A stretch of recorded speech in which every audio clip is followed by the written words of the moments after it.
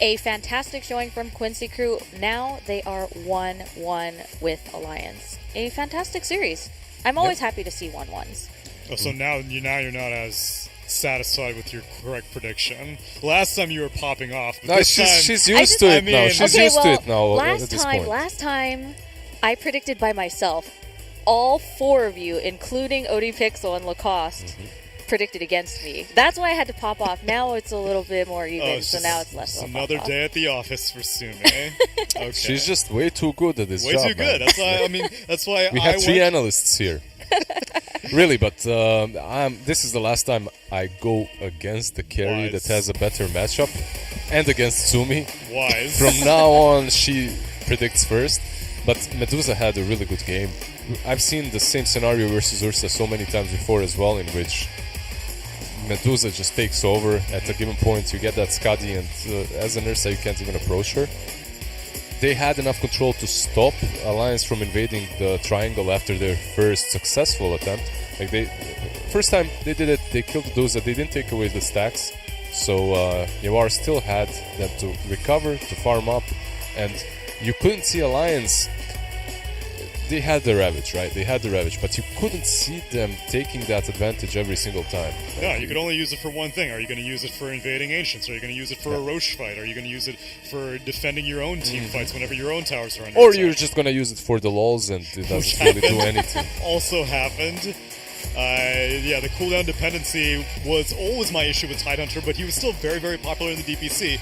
And maybe part of the reason why we haven't been seeing him through the wildcards in the first day of the group stages, maybe he was one of the offlaners who got kind of figured out. Whereas, for sure. Tusk, Mars, Timber, these don't have any cooldown dependency issues. They're always ready to party, and this Tusk was no exception. And you could see this Tusk Lelis, he was the one killing the Tide with, let's say, a Void Spirit or an Abaddon, and he wouldn't, the Necros aren't even necessary. You just go on top of the Tide, tag team, and that's it. But overall, Quinn had a really good game, baiting out a couple of Ravages, just playing alright from that mid lane, keeping up with the Queen of Pain, even having a better matchup there. And I'm saying this because Queen of Pain was considered, when Void Spirit came out, one of the counters. Yeah. One of the counters, because you just fake pump your Shadow Strike, whatever, until he uses Dissimulate, exactly. But it doesn't really work that way anymore. Void Spirits have adapted, they're playing much better, and you could see it here. Yeah, I was criticizing Quinn's Void Spirit in earlier series, but this is the standard of play, and this is the level of impact that I'm used to having throughout the NADPC. Much better. Yeah. For sure. And they, like ODPixel and Lacoste said, they built it around this Medusa.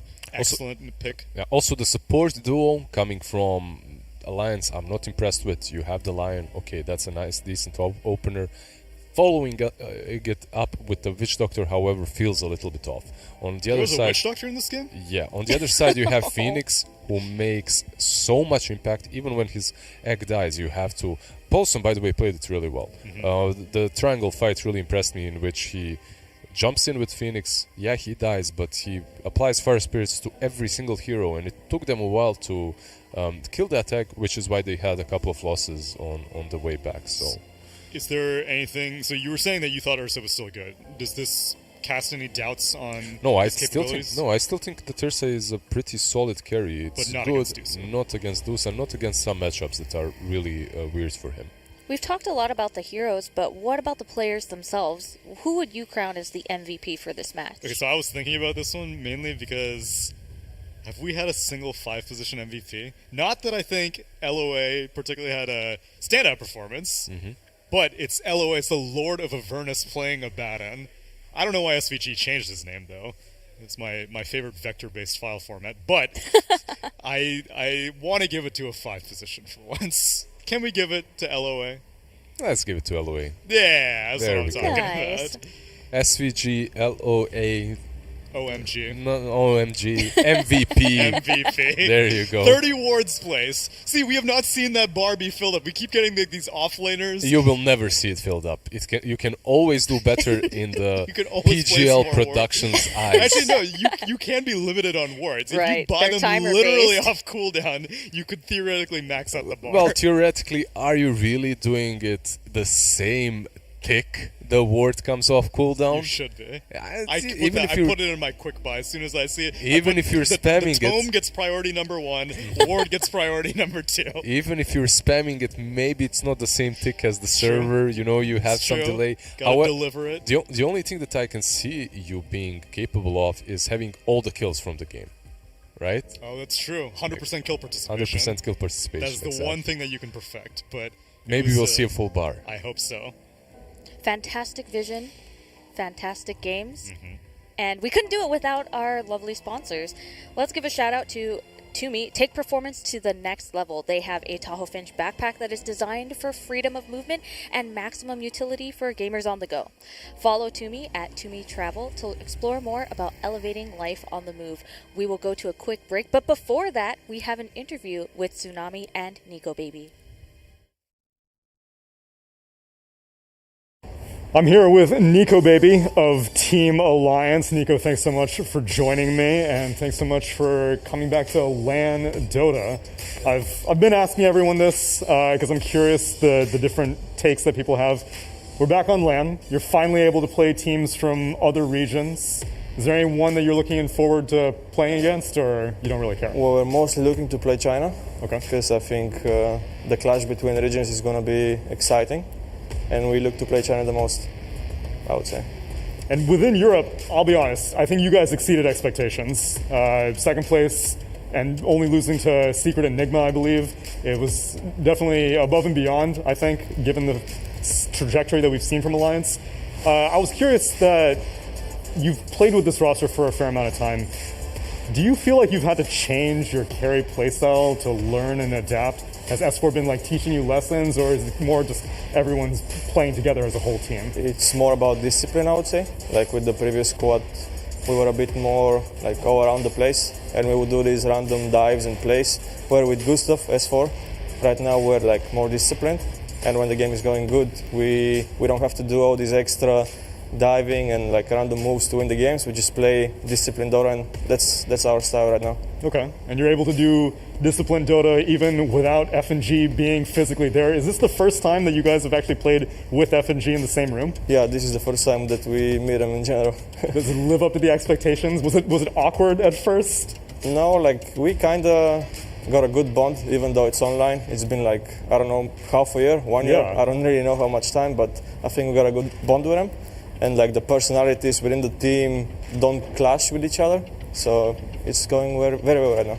I've seen Southeast Asian players go to different regions. I've seen European players go to different regions. But rarely are players going to Southeast Asia. What made you make that decision to leave your region and practice elsewhere? At the start of my career, I think I made a bad name for myself. Maybe I had a poor discipline, I'm not really sure. So this opportunity came in, and I was like, if I want to show the world that I'm a changed player, I need to switch the region right now. It's the only way. And it worked out. So SCA was like a fresh start for you? Yeah, it was a fresh start, and the grind was really good for me. I really grew as a player a lot, and I liked it a lot. Do you miss anything about that region? Sometimes, yeah. I think the players are really passionate about the game, but the food was really good as well. At the start, I wasn't into it, but as the time passes, I really got to love the seafood. The last question that I had was, you had mentioned in one of your Alliance vlogs that you were getting a new tattoo. Yeah. Do you mind showing it off here, the debut, if you don't mind? I got plenty. I mean, it's just like a spider. Like this is a alien ship on fire, a bomb. And then I got this. I'm not gonna explain to the camera what's this. And yeah, I got plenty of stuff, but I'm unfinished still. Really? Yeah. When's it gonna end? I don't know, in a few years. So you want like a full leg? Do you have anything on your back? Not yet. I'm doing the chest right now. Okay. And the stomach. Okay. But I barely get time from practice and boot camps and tournaments. So when I get more time, I'm gonna be finished. Coming up next, Vici Gaming versus PSG.LGD.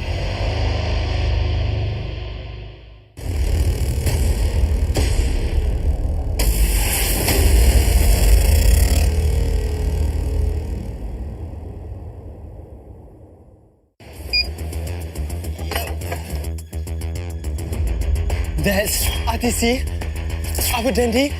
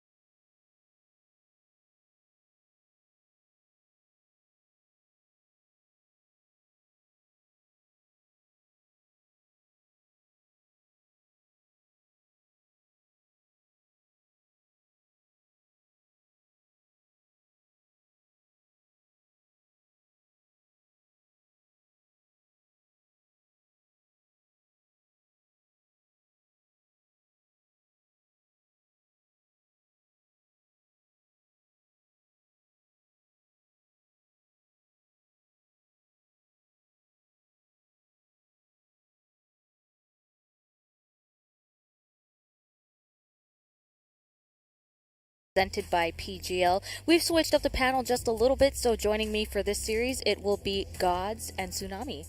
What's up, gentlemen? You're looking very dapper today. You have like the full suit going on. Thanks, Sumi. We're getting into the group stages. I feel like I had to step up a bit. Also, I had two very fine-looking people next to me, so I was like... I like how at first you're like pointing to him, and then you're like, oh, wait, gotta point. Yeah, her too, yeah. I was going to say two fine gentlemen referring to Lizard, who I'm normally on the panel with, but then, of course, I wanted to include the host, so, Oh, thank you. You both look fantastic yourselves. Thank you. Thank you very much. So, before we get into this upcoming series, we had a great series with Alliance and Quincy Crew, but we also have two other streams going on. Do not forget, we have streams going on one esports_2 and one esports_3. And we had a little bit of an upset today in the series with Thunder Predator versus OB Neon. Thunder Predator have finally dropped their first game, so that puts them at 7-1. Last place took a game off first place. All it took, was SCA team playing with a bunch of stand-ins, and chaos happens. I love majors because it's like it makes no sense, but it happens. Yeah, it was kind of like Nigma when they were eliminated. The one win they got was against I think Vici Gaming, who ended up finishing second place. Yeah, and it was like You just get wins at the most unexpected times sometimes. Speaking of VG Gaming, they are our next series. Let's talk a little bit about them. So they, like you mentioned, they've placed second in wildcard, and in the group stage at the start of the day today, they are currently tied for second with a score of 4-4, losing to Liquid O2 and then tying with Quincy Crew and Alliance. Yeah, Vici and LGD, kings of the wild card. LGD ended up coming out on top in that wild card matchup, so this has already happened in this tournament. These two teams facing off against one another.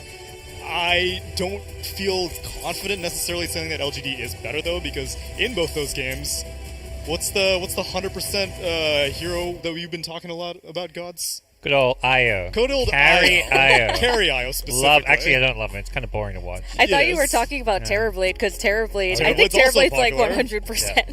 This is also true, but Gods' flavor of the week has been IO, and I don't think LGD is going to get their hands on it this time. No, and I think the other thing about that series to me was that Vici Gaming, they weren't playing for anything. They had already qualified to the next stage, so for them it wasn't like they were going to be busting out all their strats. They were, if anything, experimenting to see if they could beat the carry IO, it felt like, by giving it away. So I don't take too much away from the result, but I do take a bit away from Vici's performance here in the group stage, because they haven't looked great. They are 2-0 against Neon, was not convincing. They were losing one of the games really badly and made like a big comeback, but they did not look that good, I would say. That was the Necro game? Yes, they picked Necro first.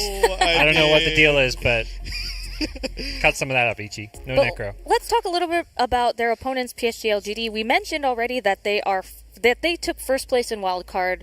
VG Gaming took second. You know, these are both wildcard teams. They're also kind of tied for. They started off the day kind of tied for second, but they have the advantage of an extra series today because they played one less series yesterday. Yeah, these two teams, even in the DPC, even in side leagues for China, always competing against one another, always being able to take a game off one another. I think the one thing that will continue to be the overlap that is not really popular in any other region is the Luna support. And Phoenix support is starting to trickle down. We just saw it in the previous series, Paulson playing it. But I don't think Luna support has made waves quite yet. And I think some holes have been exposed, and so that's why she's not quite as popular. But again, China to China, all these internal regional metas always show up. Yeah, and the fact they played so much means we're going to see some maybe things that we wouldn't expect if one of these teams was playing a team from another region. We could see some of those picks that were coming out in the league coming out here as we already find ourselves in a draft, Sumi. We have Puck coming out, which is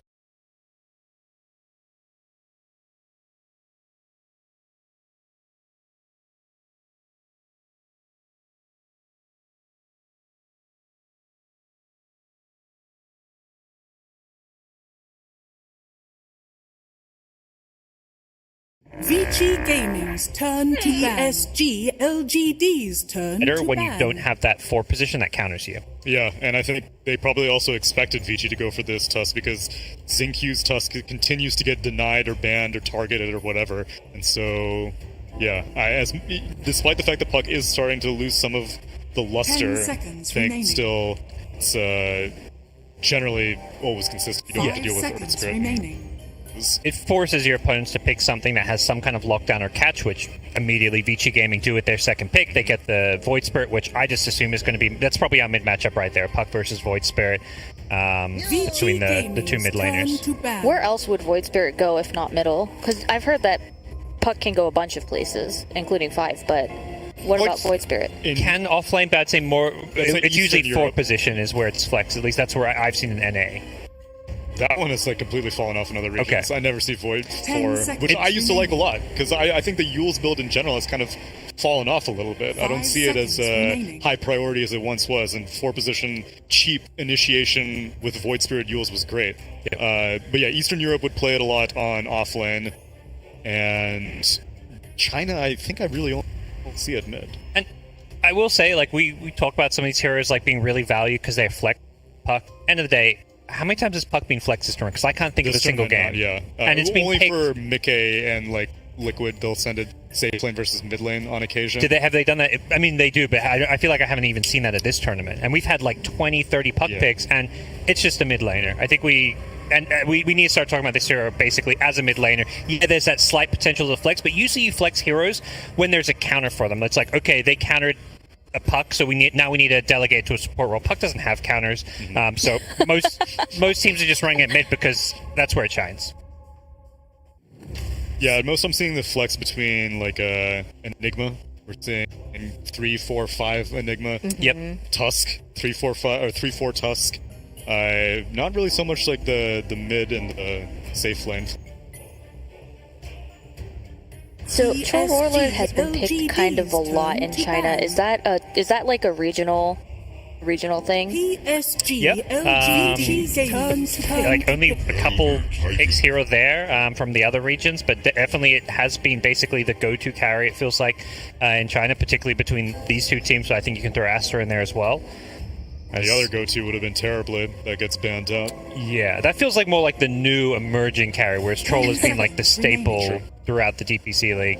ET, though, 5 seconds looking remaining. absolutely dominant. I don't know if it was like 7-0 at one point. I don't know if it's lost yet. It had a 100% win rate at least after the wild cards. Okay. What else? So what else could they pick to round out their team? LGD. It looks they have. So Elder Titan would be a 4. Correct me if I'm wrong. It could be 4 or 5. I think it's a pretty good lane partner for Troll, and most teams have started playing it more in that safe lane 5 position role. Just as a good hero you get the bonus damage and you just run at the offlaner hero like a Mars. So I think particularly when you have a ranged carry, which Troll is in the laning stage at least, having an ET works really well.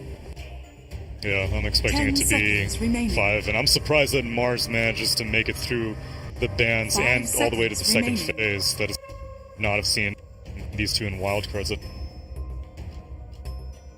No real team fight synergy quite yet. They banned out the Willow.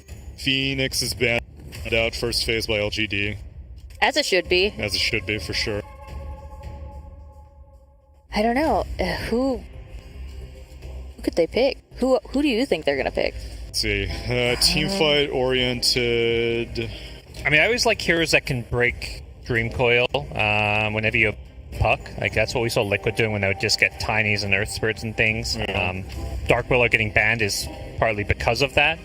The other hero that comes to mind is the mentioned Earth Spirit, but then you have Earth Spirit with ET. I feel like having 2 melee supports maybe not ideal. More likely they're looking at some kind of a range support / offlaner here. Yeah, so there's Death Prophet. This is a flex here. So I mean, we've seen Death Prophet as a 5 position, so this could be another support with the ET4. It could also be an offlaner. Could theoretically be the mid laner if we have that Puck into another role, which we haven't seen yet. What is the likelihood that they'll send Puck not middle? Pretty low, right? I'm saying pretty low. I'm thinking it's going to be a Faith Beyond Death Prophet. Agreed. Oh, it looks like they're dipping into their reserve time. It seems like the draft was really fast at first, right? and now it's it's gone off the beaten path. I think both teams kind of like it's like having chess openings. So like your first 8 moves or so is like pretty well defined. You know your first 2 bands. You know the enemy knows their first 2 bands. You have a flow chart. If this happens, then I'll do this. Then second phase, things get a little murky. Oh, they picked an Elder Titan. Well, Mars is still in the pool. Weaver's still in the pool. And the one other hero that keep talking about flex, Troll Warlord. It was played as a support. That's SEA. SEA, could happen. How well did that do? Not win. Did not win. It has won in the past. It has won in the past. It won in the league. But at the same time, I don't look at this and say, like, oh, it's a bad troll carry game. I mean, playing against Weaver isn't like a great matchup, but it's not a bad matchup. If they use Troll as support, then would that mean that they would pick, like, a Monkey King? Is that a band? It's not. No, it's I'm not. actually surprised They it's not could, banned. if they do the Troll support, maybe Monkey King. Monkey King also seeing kind of a lot of success in the tournament so far. It's like Vici thinking they want that support. They ban Earth Spirit. They're banning all the moving heroes like with Puck. 5 seconds remaining. PSG. I'm surprised they went for Weaver as opposed to Morph. We're seeing Morphling like almost always be second phase ban. And I personally don't consider Weaver to be as good without the IO combination, which is also probably a 0% win rate because support IO is 0% win rate. But I do feel like Weaver needs some sort of steroid, and Mars doesn't really provide that. Void Spirit doesn't really provide that. I guess Tag Team kind of does. What if they bring out the support IO again? We've seen that with Alliance Yeah, earlier. first phase banned by VG. Oh, that's right. It was banned. You got to ban it for the core. Forget about the support. That theory crafting is a 0% win rate destiny. Bit bizarre. We see both teams theoretically leaving a support to last. Less bizarre for Vici because they have the double pick. So whether they pick Weaver or support first, it's kind of a similar thing. Wow. So ET Tusk is going to be a 5 position, looks like in the safe lane. So we talk about here that's been played in multiple roles. It's been an offlaner, 4 position as well as 5 position. Theoretically, I mean, I say that Mars was played as a Void Spirit. Support Mars. Support Mars. Oh, that's true. It was a 5 position. Yeah, Thunder Predator ran as a 5 position. So. In this tournament? Yeah. Oh my goodness. Thunder Predator doing crazy stuff, let me tell you. But yeah, Mirana, I think this is just kind of a solid underpicked 4. I don't think this hero really goes into other roles, although China has actually played as a core. Going back to the TPC League, I know Liz was mentioning that. But I feel like this is just a hero that secures the lane pretty well, can always sneak back in the jungle, get some farm. The arrow and siege creeps is one of the kind of really unique mechanics to this hero that can stop pushes by itself. It also feels like a denial pick, because I think ET sleep into an arrow would have been bad news for Weaver. Ah, I see. And the LGD's dipping into reserve time heavily here. It's possible they wanted to get their... Yeah. So looking for a Jinkyu hero. AA's banned out. Willow's banned out. Tusk has been denied. Earth Spirit is Shaman. I mean, if you're playing with an offlane Death Prophet, usually you want that tankier frontline offlaner. Undying? That's what I've... Oh man, where's that hero been at? We've seen Undying just a little bit. I speak for the trees. Nature's Prophet. Okay, so what are these lanes looking we'll like? See who picks up what. Okay, so Faith Beyond's on the Nature's Prophet. So core Nature's Prophet. Jinkyu's on the mid Elder Titan. Puck. Okay. And 5 Death Prophet. Ame is playing Troll, so yeah. So 5 position Death Prophet coming out for PSG.LGD, something we saw, I'd say, like kind of Quincy were kind of the first ones to really just push forward. They were first picking it every game and mostly playing as 5. Yeah, this Nature's Prophet could cause some problems in lane. I feel like this is a really good hero against both Tusk as well as Weaver. Like, Weaver's going to have a tough time last hitting. Tusk can't get close because of the treants. You don't deal with the treants at all. Yeah, and even beyond the laning phase, this Nature's Prophet's probably going to get a very quick Orchid. I never see Weaver get Lincolns these days, and so a quick Orchid... Why is that? It's the same reason why I didn't like the Morphling Lincoln. So I don't think you should be playing carries who build a defensive item first. Okay. They're just not good right now. It's a very expensive item, too. Like, it's so much gold invested in this item that doesn't help you carry the game. It just kind of keeps you alive a bit. Yeah. Okay, understood. But BKBs are a different story then, huh? You can get BKB like second or third item. I don't care. If you have to buy BKB first item, that's also bad news for your carry. BKB gives damage, you know? Sure, for strength heroes, and I guess like a marginal amount for other heroes. Let's do a lightning round prediction. I'll go first. I think PSG.LGD will take it. I think I really like how their team looks. How about you, Tsunami? Assuming until you're wrong, I'm just going to keep picking the same thing that you picked. So let's go LGD. I'm new to the panel. I don't know how this works, so I'm going to stupidly go for Vici Gaming then. So. All right, so it looks like it's split. Well, let's see how the game goes. We're going to take it to the game with Black and Cyclops. Hello, welcome everyone to One Esports Singapore Major 2021 in the match between 2 giants from China, Team PSG.LGD versus Vici Gaming in the base of game series. We are in the first game of the series, and you're here with me, Cyclops, and Mr. Black as a commentator. Hello there. Hello there. Hello, sir. Yep. Juiced up on some breakfast, some good eggs, some sausage. All ready for today? How about yourself, man? Me too. I got a high energy for this one. Ready for the high octane game between the two.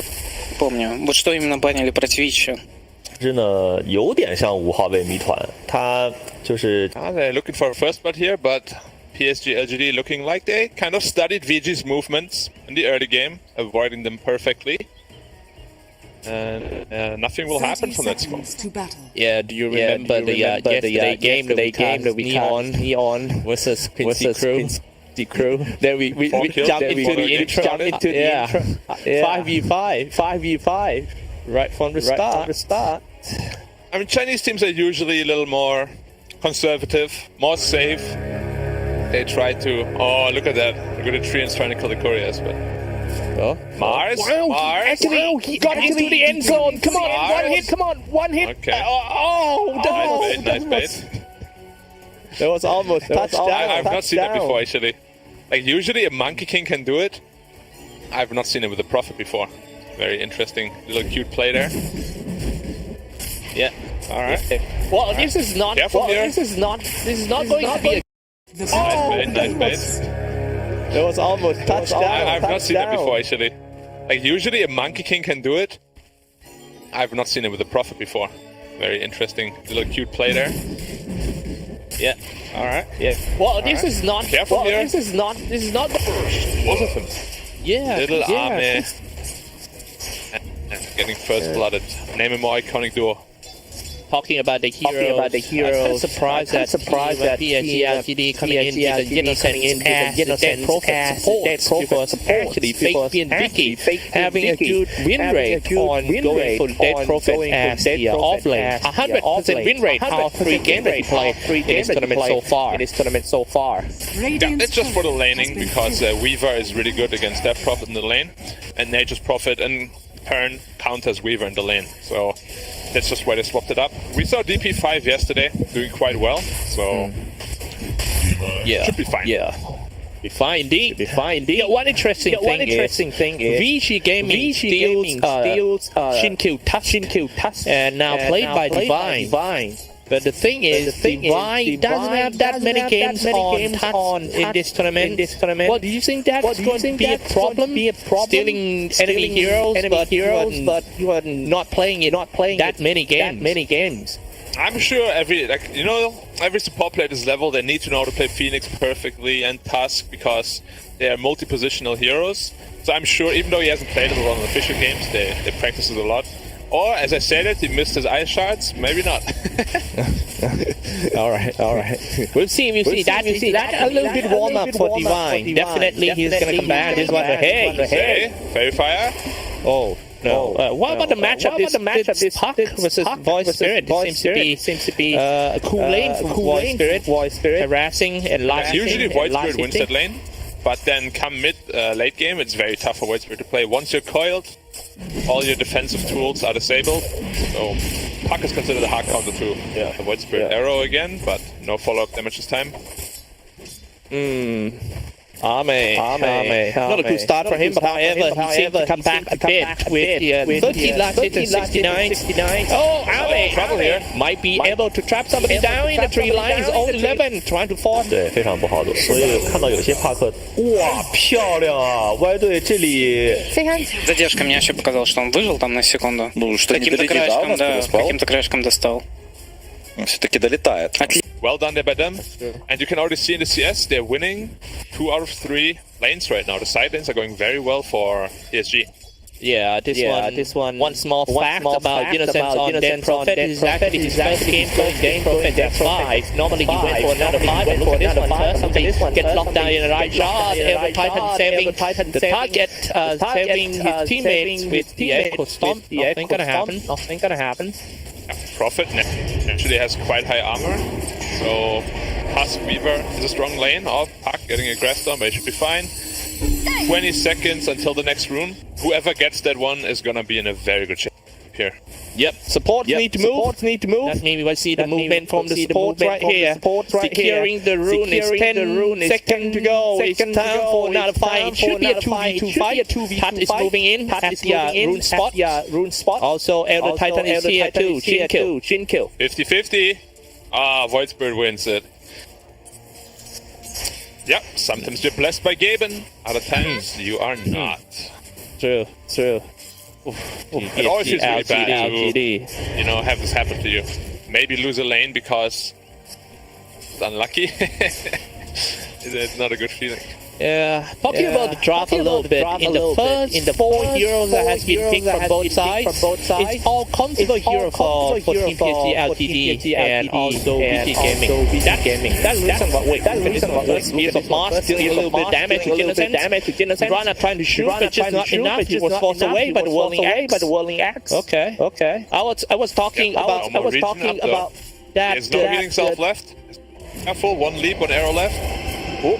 Okay, Spirit Siphon. It seems like he already calculated. Going straight for Mirana. Who's gonna go down real very far? It's gonna be Mirana, it seems. Oh, arrow! They had that chance. Yep. Well played by PYW there. And this is just what we can see. This power of the +5 Death Prop. But of course, he died there in the end, but it's a very strong hero. Hard to trade with. Yeah. Wow. Oh, Void Spirit. Bottom with haste. Yep. But he... They know about this, so... I don't think Troll's gonna get ganked here. So he ran top, TP'd bottom, and now runs back to middle. A lot of time wasted here for this Void Spirit. Man, true. Where he could just end up a farm, you know? Well, but instead... Gotta give the credit to the observers for Team PSG.LGD that being able to spot the movement of Ori, because Ori has been well known about his level 7 roaming around. Always get the first kill, and then after that snowball. So you need to be able to control him or contain him in the middle lane. Let's take a look at this one. This is going to be the rune. Who's gonna get the top rune? It's a regen rune. Nice zoning arrow. Oh no, he walked into the remnant, so he's not gonna get the regional this time. Okay. However, he still managed to drop the green foil, and Ori stuck in there. Elder Titan. It could stomp. Try to do the combo, but it's kind of failed, so nothing gonna happen. He himself was brought down by Team VG Gaming because he was pulled in by the Elder Remnant just in the end, and also the Starfall got the killing spree for PYW. Teleport down, it's Mr. Worldwide is here. Snowball in, saving some time for a while. D1 walking back, he's gonna get blocked for the tree. What a block! This block reminds me Emerald Bulldog. Emerald Bulldog Prophet, what a legend. Yeah. Alliance not playing, unfortunately, but I'm sure if he heard it, he'll be very happy. Yeah. You just made a lot of people happy, That's true. That's true. When I play same team with him, he always uses that trend to block me from running away from enemy. Okay. Now, block dog. Top tower is under attack. All right. Missing those times, man. We play together. You, Emerald. Back then, when I was a teenager, didn't have any responsibilities. Old guy, you know. They're actually going down here, getting gone on by the Void Spirit as well as Snowball. Plus tag team, too much damage coming out. Well, big one. What? And Master Arena now. Very scary for the troll to come out. Master Arena plus Mirana Arrow. Deadly combination. I see a lot of nothing. Kill, taking a little bottle level. He's down low 4 in the middle lane. Got a chance, but the mid laner, TP back, it's gonna be nothing to say. Might combine with same kill skill. Yeah. I don't think that would be enough though. Yeah. That's the second coil he just throws out. However. Any success? Oh, a triple block here. Oh, Weaver running in. Getting stomped. He's getting very low. So be careful. He can just time lapse. Put yo-yo. He should have just time lapse so he goes back to the top lane because he has no business in the mid lane anymore. Oh yeah, that's true. Alright. Okay. Hey, do you feel? You have good intentions, but you just don't get anything for it. Do you feel that all the players seem a little bit, under pressure today? It's very, very important for both sides. Okay. Sure, pressure is always on, but they should be dealing with it very well. Remnant pulling him in. Master Arena on line 2. Doesn't even need it. Spear, arrow, and definitely good dive. But he's busy gaming. Not bad. All right. 2 to 5 games go. We all big stack to steal. Wow. All right. Wow. That's Nothing big. To say. It's like, thank you for stacking this.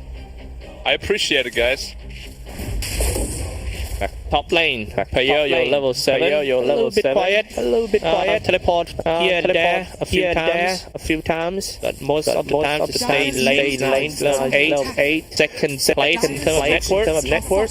Innocent got dive, and now he stays behind the bottom tier 1 tower once again. Stay in D. However, back to the fight in the middle lane. Seems to be a big one. Eye shot being released. And setting in the treant, trying to harass the tower. Do the most damage. They just want to protect the tower as long as possible. Like, losing mid tower this early is very bad, and it's already down to like 10% health. So they gotta be very careful here that they don't lose this tower for free, because it opens up the map too much. Arrow.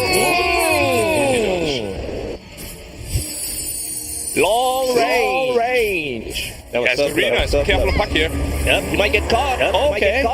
He was ready for it. Arena blind. Very nice predictions by my puck. Maybe even a little bit better predictions than Tsunami. Kidding, bro. Tsunami's predictions so far have been spot on. Yeah. In the wrong way. Yeah. We're kidding. Yeah, don't be serious, man. Alright, here we go. Alright, puck coil. Yeah. Exorcism as well. Prophet dipping in, Prophet ult coming through. That looks very good. DP ult is just so strong. Like, even as a +5 DP, you get level 6, suddenly you have so much damage available. Crazy amount of damage. Yeah. Wraps up nature. But when we're talking about when we talk about the prophet, we never talk about nature at all.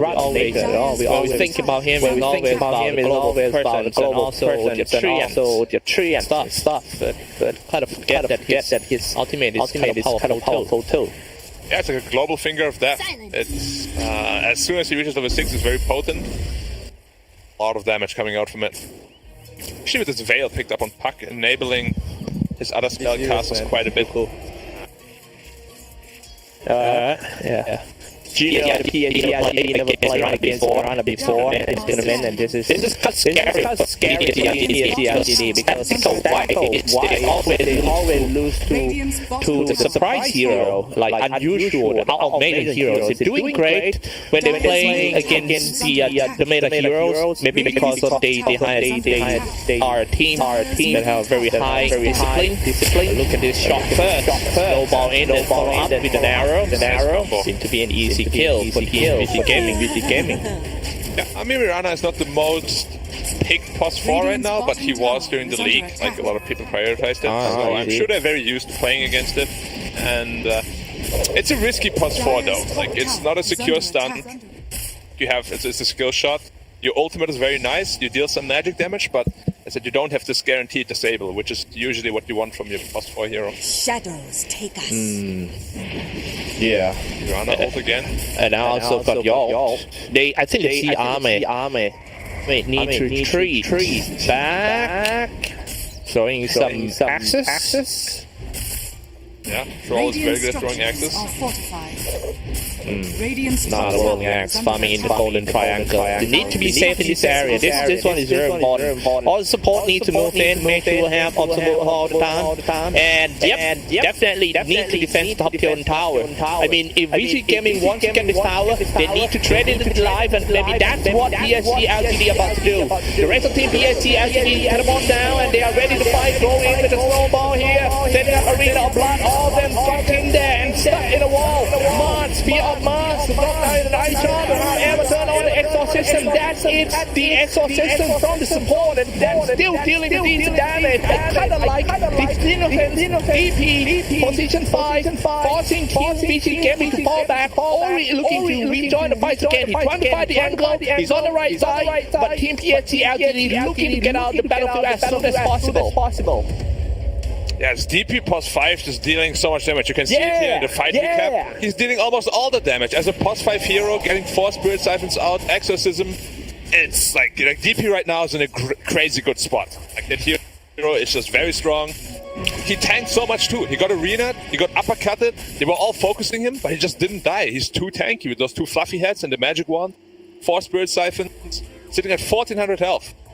Actually crazy. One of the only int heroes that get 3 strength gain per level. That's crazy. That might become new meta from now on. Who knows? DP support. Now take a look at the replay. What happened? Black. Here it again.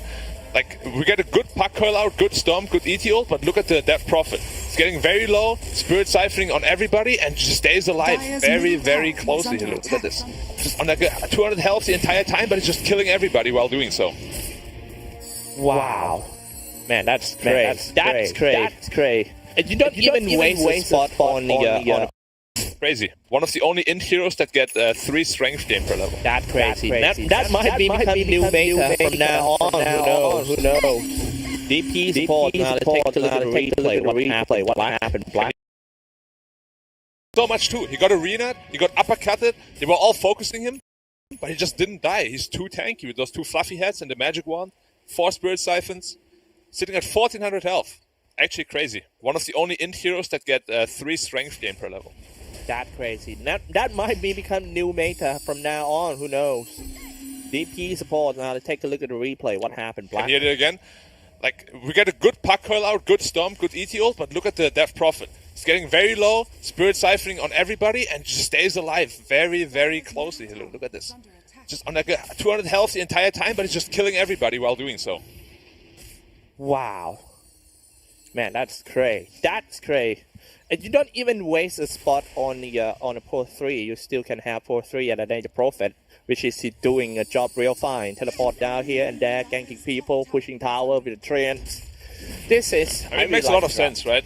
Yeah. Nature's Prophet, Death Prophet, they must be really good friends. I mean, well, of course, they are graduated from the same school. The Prophet school. The School of Prophets. Yeah. All right. But 15 minutes in, it's 7-7 game score. The game seems to be so tactical, this one, not really into like throwing themselves into a big fight like a Southeast Asian games, but this one, I believe that these two teams have scrimmed together for more than 500 matches or something. 500, yeah. I mean, maybe. I don't know the exact number, but I'm sure they played a lot against each other. Innocence being out here. Why? But Yule's up, getting pulled in, and it should just be dead. Arrow coming in as well. And the Death Prophet is dead. Killing spree ended too. That's a big kill. Maybe they get another support. His Shin kill is here. Use Scepter stop Shin kill. Oh, okay. He's using Arena of Blood just to get away from the danger, but he won't be so because he's stuck in a Dream Coil. He stayed. A little upside. But like, once you get your items up, your BKB, your Abyssal Blade, Weaver dies real fast. He has Orchid up. He's been Orchided up. 5 seconds to kill him, and easy kill. Man, that is what we painful spoke about. To watch. If you are the VG Orchid. Gaming fans, yeah, the Orchid comes so fast on the Danger Prophet. Whew. Man, and Weavers don't really build anything against it. No Lincolns, no Manta. He has to wait for his BKB now. Nothing to say. Yeah. He is fine. They're just escaping. Oh, they're going into Roshan Pit. Exorcism has been activated. Should be quite easy with the Treants tanking as well. Troll, one of the better Roshan takers as well. That's quite a fast one. 17 minutes in, and there goes the first Aegis of the game. Without any contest. It doesn't really feel like a support DP anymore. Like he has kind of like this boss aura, you know, that you get from like a mid to offlane DP. He's looking very strong. That's true. Yeah, PSG.LGD actually, their weakness for this tournament is they are kind of lost to the high mobility cores. PSG.LGD played 16 games in this tournament so far. They won 12 games, but they lost 4 games. In that 4 games, they lost to Liquid 3 games. And in that 3 games, they lost to Storm Spirit 2 games. That means they are having problem with the something they cannot catch. Now look at this one first. You are dropping a Dream Coil and now go straight for the Void Spirit. He uses the Scepter, trying to buy some time, but once he touches down, he goes down real quick. Killing spree for the Crow Warlord. But I feel like this one, even though they are playing against a high mobility heroes like Void Spirit and also Reaver, they're doing just fine by having the Danger Prophet going on the Orchid Malevolence real quick. Yeah, and Puck is one of the best counters to mobility heroes. We saw the Puck drop the coil onto the Void Spirit, and then you just have no way of getting out. You can use yourself to delay it a little bit. Sprout caught out the Tusk here. Orchid as well should be enough to tick him down. Yep, it is. Nice pick-off here. And we can see Puck is a hard counter to all these high mobility cores. He's coiled, he's just dead. He has no counterplay to it. He needs to go to BKB, and it's still a long way off. Yeah, nothing to say. Well, there's nothing to say more about his Puck. He's actually one of the best. Man, game looking very good for Team PSG.LGD with 6k ahead, get everything under control. They have the aggressive observer wards behind the mid-tier 2 tower. That's going to give them a lot of visions and also the movement of the base from Team PC Gaming. But we'll see if they can make a transition from a good early game into the happy ending. They are trying right now, putting a lot of pressures on the tier 2 towers of Team VC Gaming. But VC Gaming still playing it with patience. Yeah, PSG in late game scenarios have crumbled quite a bit in the past, so late game is not the strongest suit. We'll have to see if it does indeed turn out to be a little happy ending or not. But so far, it's going very well for them. Troll free farming completely. Profit and Troll, top 2 net worth, exactly where you want to be. So what's the timeline be like now? They should get some key items grouping up, get some objectives done. Right now they're holding on Aegis too.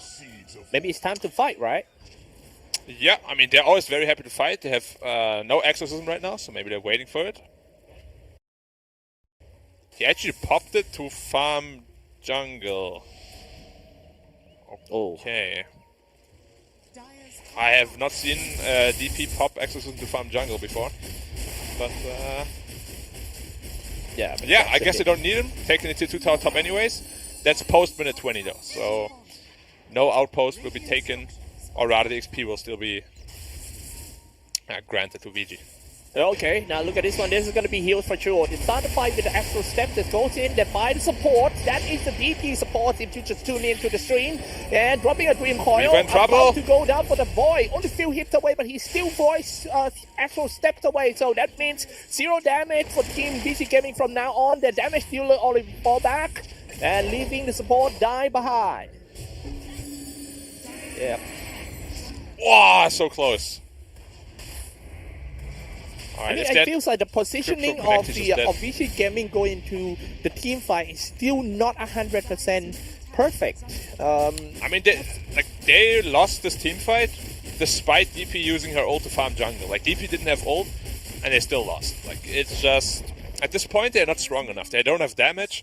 Mars and Void Spirit, they just have 0 damage points simply because they're not farmed enough, and Weaver alone can't do it. Troll is one of the best heroes against Weaver. And so is Puck, so it's a very scary scenario for VG to be in right now. 10k behind, and they need to take like a miracle fight soon, because otherwise this game will just snowball out of control further and further. Yeah, and I feel like the Void Spirit just need Aghanim real quick, because when he go in, he cannot use the maximum damage. He can only use 1 Astral Steps and keep 1 just to get away, and that's just not enough damage. I mean, he needs a lot of things, really. Like, he needs a BKB to get out of the coil. He needs Aghanims to be able to deal with the Puck also. It's just... he needs too many items at this point. He's not farmed enough. His game was too rough. Orchid out. Sprout as well. Storm. Good snowball dodge, though. Should still be dead. Yeah, Walrus Punch still becoming a killing spree for Team PSG.LGD. Fake Bean is on.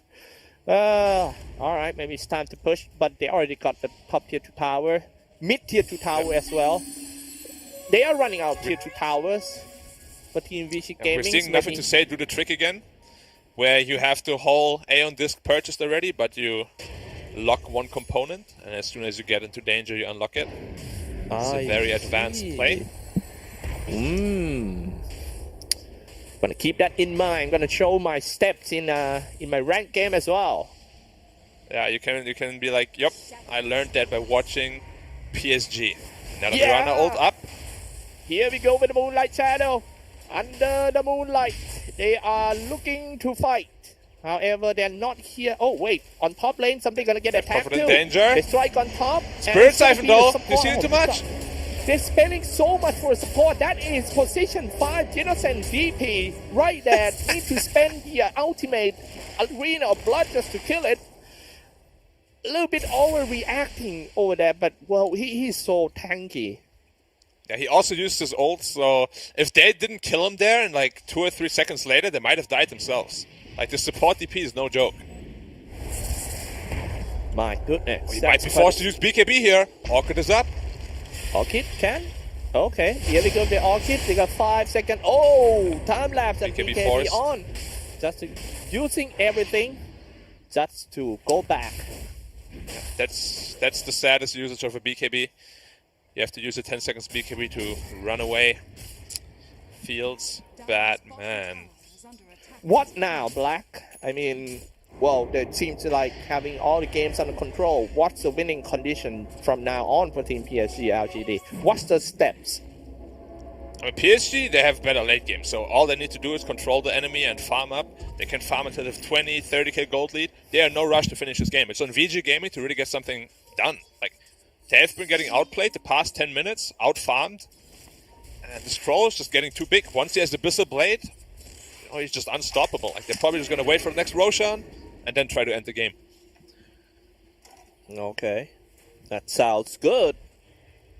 Now, the warding game is very important, as the two teams is about to clash again at bottom lane. Let's go. Easy coil. Yep, Easy see kill. the target first. See an easy kill indeed. Here we go, another big fight happening. Dissimulate, however, PSG/LGD is still on at the unstoppable right there. Throw Warlord on double kill and looking for more.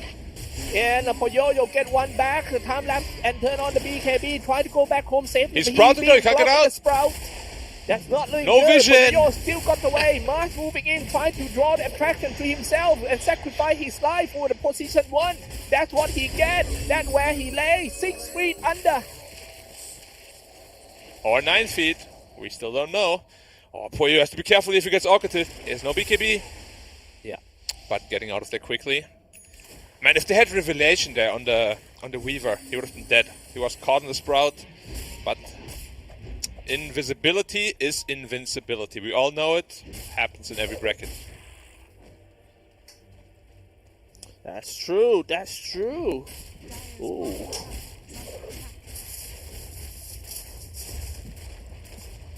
Okay. Let me fix up my audio a bit. Okay. Alright, you fix up your audio. While I look at the state of the game. The state of the game is terrible for VG. What do they need to do to get back into the game? Potentially find a pickoff on the Prophet, Puck, or Troll. They need to get some very high priority kills here. But they're just too tanky. They have BKBs up. Too rough to kill them. They have Prophet Exorcism up as well. All good now. Like, I can't really see a scenario right now where VG wins a team fight. I feel like they need to get pickoffs. 5v5, they're not winning. Okay. Now here, the fight breaks out. No A on disc up yet. They got identity shield. There's nothing to say first. Now, this is actually the first time they get the first blood out of the team fight. But however, they lost the hero right away. So the number would be 4v4. Turn the arena of blood and Spears of Mars lock somebody down. It's still being big by all the goals of the exorcism. So they need to just teleport back and use Scepter. Somebody got caught in the higher ground. It's Ori. There, died. Yeah. Ori tried to do the Yule's trick where you break the coil on the max range with the Yule Scepter. But he didn't practice it enough in demo mode. Didn't work out there. But good attempt nonetheless. And it was a buyback used by Puck, which gives them not really a winning condition, but at least a condition to win the next fight. But Roshan is up now, and Troll is right there. Free Roshan for PSG again. Aegis Cheese, almost Abyssal Blade as well. They're probably just going to wait until he has Abyssal Blade and then try to end the game from there. Nice. Got the Aegis for Team PSG/LGD. Paladin Sword as well, one of the best troll items that you can find. Yep. It's going to be rough, man. It's going to be a rough game. They're not really itemizing for damage is the problem. Weaver is going BKB and Saint Yasha, which is not damage. I would have loved to see maybe like a Daedalus or an MKB against the troll. Mars, same thing. Went BKB Yules, no Desolator, so there's no damage from him. Void Spirit doesn't really have damage either. Like, none of these 5 heroes have much damage at all. It's gonna be a big problem soon. Yeah, but he still have time for that. Okay. If he gets coiled, he's dead. On the prowl, on the hunt, but... Nothing to say. Or they saw him. They saw him in the outpost. PYW has no idea that they're there. Yeah, they're gonna start the fight with here. Half HP already for Jonathan seems to be a decent damage output from Team VG Gaming Ori, but he also needs to keep some of the astral steps just run away too. Okay, now back to the lower ground. This is not a good spot to fight. If VG Gaming want to go in once again, they might have to wait, or they use the Moonlight Shadow. Maybe wrap around from the right side. Ooh, that was so close, the arrow. Nice dodge. And there was a scenario of you're being spoiled for choice. You know, the Mirana was a free kill, but they chose to coil the Mirana. I mean, the Void Spirit. It's kind of like you have 2 good dishes in front of you. 1 good chicken dish, 1 good fish dish. If you don't choose one, you're gonna get neither. I will go for the fish dish anyway. Me too. Bash, range bash, not happening. 10% chance only, unlucky, not blessed. Okay, but we'll see. Maybe now they are grouping up. Oh man, the creep wave management of Team VG Gaming is actually not bad, even though the game is kind of hard for them, but still manage to push the creep waves all the time. That makes Team PSG.LGD kind of hard and try to go to the high ground of Team VG Gaming. Maybe they are waiting at the golden triangle. They got a high ground, but however, VG Gaming moving in. Oh, look at that formation. That is the spearhead formation once again that we see from day one. However, the spearhead, first one who falls down is 011. They are losing the initiator. Next one, oh, teleport away just in time. Look at the decent damage coming out from Jensen Exhaust System. He's, like you said, he's not at support anymore. Yeah, I mean, he is a support, but he has a very core, like, aura. You know, like, he's this guy in the gym. He doesn't work out, but he's just massive anyways. That's true. We didn't like even know how. Genetics, you know, good genetics. That's true. I worked out a lot. I weak anyway. Happens, man, happens. Yeah, true. Alright, they got the first set of racks. It's quite irresistible. It's the same top. It's just, as I said, they have no damage to fight back, VG. They need to defend the Rex, but they know they can't, because they don't have damage. Through BKB. Arrow, though, dodge, nice sidesteps. 2 Rex down. And what can they do? Nothing. They just let them walk away. They're like, alright, sorry, man. I didn't want to mess with you. Like, you know, you see this big guy. You, like, try to start some beef with him, and he punches you one time. You're like, oh, sorry, man. Okay. Now let's see if you are the real big guy right there. Turn the BKB, though, dropping a dream coil. Everyone's stuck in the dream coil. This is not looking good. You know, you can dream at night, but you are not supposed to be dreaming in a Dota 2 game, and that is the GG call. Once more, PSG.LGD just out-farming VG, outscaling VG, VG itemizing too defensively, in my opinion, to really kill anybody, and DP5 doing too much work. Easy for PSG. Easy. Too good for the draft, man. We gotta give the credit to Chao Ba, the drafter and the coach of Team PSG.LGD. He already showed his skill during the in the drafting table, and that's what they need the most, especially when two teams that have the close skill fighting each other. The results always determined in the drafting table. And let's see what panel think about this. Back to the panel. Thank you very much, Cyclops and Black, for a fantastic cast. Well, the draft said it all. The drafting table.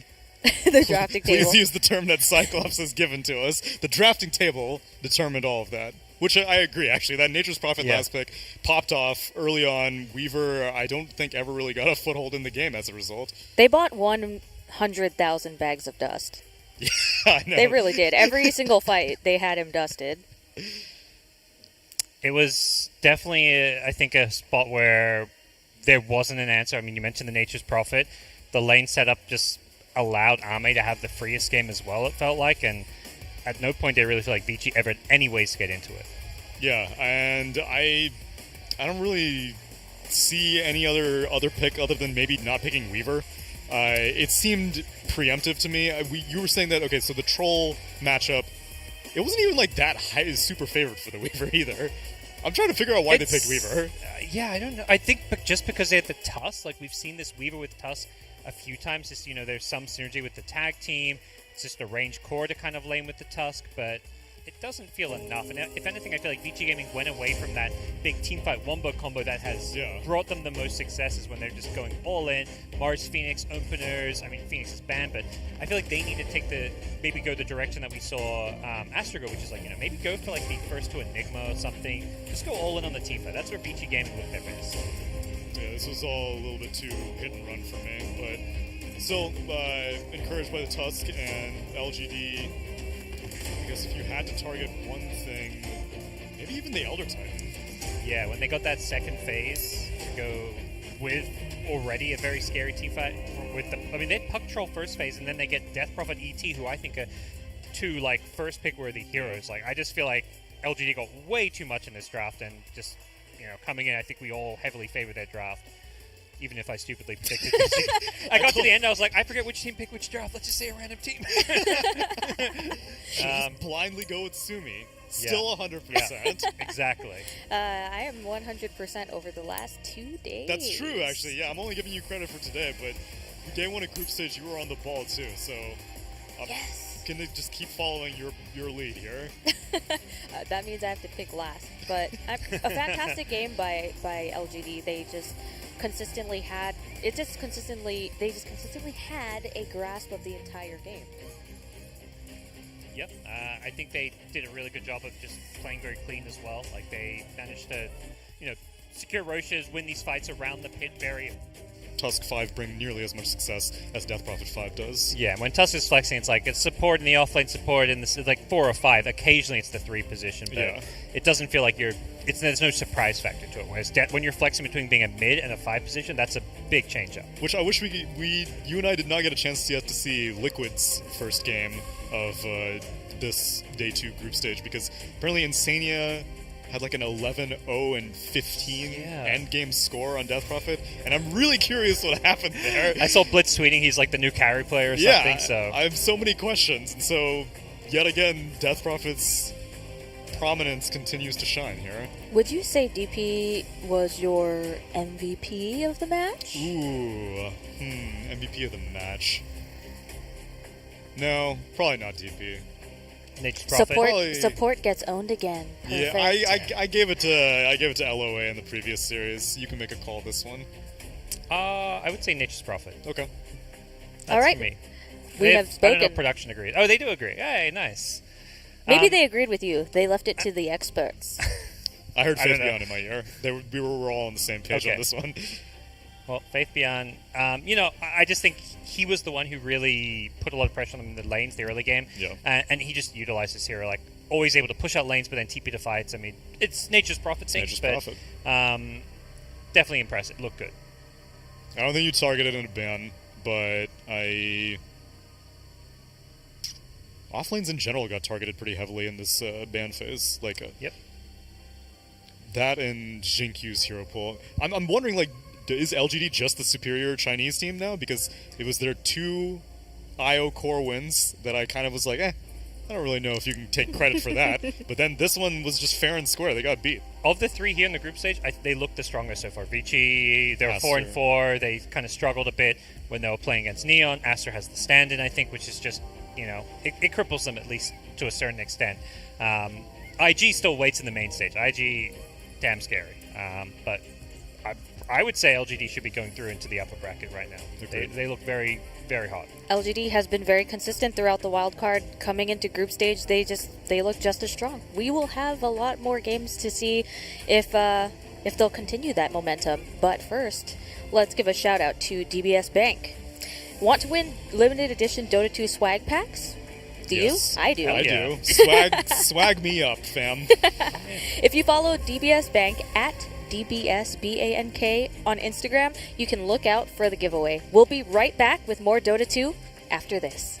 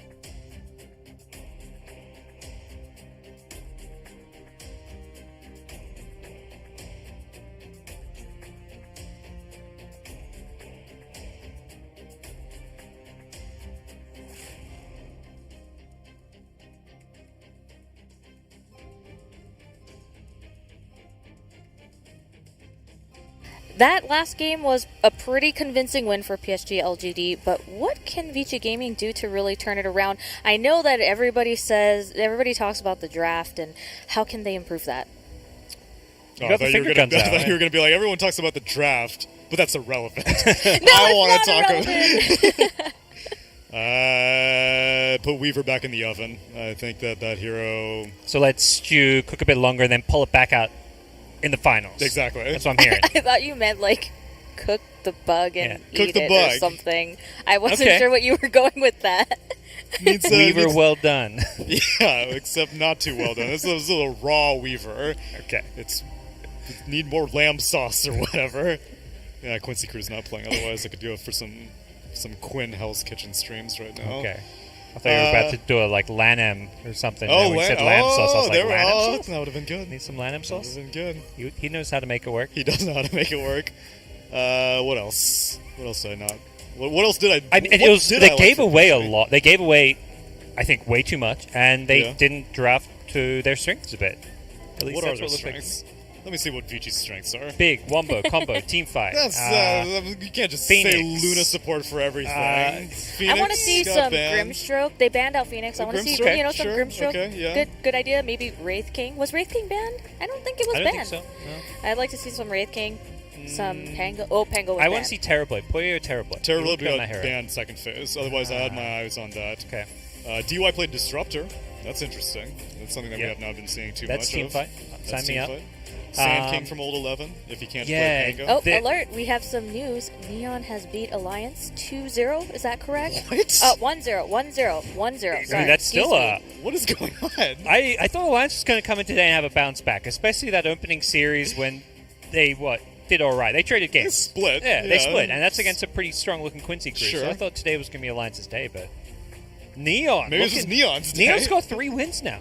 Playing with a stand-in, like a new stand-in. They already had a stand-in. Double now stand-in. What does that mean for Alliance? What can they do to bounce back and avoid elimination? That does put them in last place. Actually, I didn't think about it. Yeah, the Alliance Neon series is actually super important. Dang, other streams have some important games going on. That is on One Esports 2. One Esports _2. So check that out.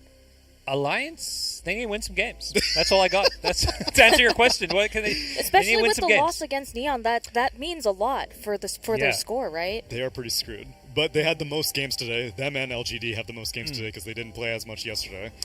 Means they're gonna have to beat some of the top teams, which it's Alliance. I mean, they can do. They were supposed to be one of the top teams, so I don't think they're out yet, but that would be a big surprise if they were the one and only eliminated team here. That was definitely not one of the teams that I would have expected to be eliminated today. No, I don't think. People are going to be brutal to Europe if Alliance gets knocked out. That is going to be bad You can't news. show your face on social media if you're a European fan. Europe has done so well consistently throughout Dota 2's history, though. Like I think I'll always have that respect for Europe. I saw Secret on Twitter. They had a great tweet where it's saying like, "Oh, I guess there's just one European team in the major or something." It's like they're like maybe Europe only deserves one slot. That was after Liquid started 0-4 and Alliance were also doing terribly. Secret just wants the monopoly on that region. Instant bans on IO and DP and a puck pick, which is also yet again not surprising. Yeah, this is where if this is Thunder Predator, they pick up the Earth Spirit instead of Tusk. Void Spirit didn't look. I mean, it was okay. I think most teams are seeing that as the best mid to pick into the puck, but. I would rather see something more out of the box. Again, reference Thunder Predator. These guys are on top of the table for a reason. They're picking stuff like TA. Where's the TA versus puck? Yeah, Alliance had success with the DK. But Void Spirit again. Do you think that they're picking Void Spirit over Earth Spirit because of comfort reasons? Do you think that maybe the confidence level with Earth Spirit is just not there? That's probably part of it. Vici Gaming were never a big Earth Spirit team. A lot of the other regions and teams was their most picked and played hero, but Vici Gaming less so. Yeah, PYW is not really an enthusiast. But they could just be looking. They also might just have it in mind to second pick it here, and they wanted to prioritize Void Spirit. But ET again in the hands of PSG.LGD. This time they snag up in the first phase. I think recognizing if they wanted to get it, they had to get in the first phase. Instead of Earth Spirit, another hero with a lot of lockdown. We talked about the Lions being used against the puck, Shadow Shaman. Where's this hero been? It's finally come out for Vici Gaming, Neil. Lizard was advocating for it a lot after seeing so much of Shaman in the DBC, but some of his favorites, like he also mentioned Phantom Lancer a lot. That hero has been completely invisible for the most part, and my issue with Shaman is the same thing that I have with Lion, is just that it's too heavy commitment. It's very difficult to, like, that's why I was praising the Crystal Maiden from Liquid, it's kind of like cheap lockdown. The Frostbite, it's not heavy commitment, but Shaman, you have to go there, sit there, channel, you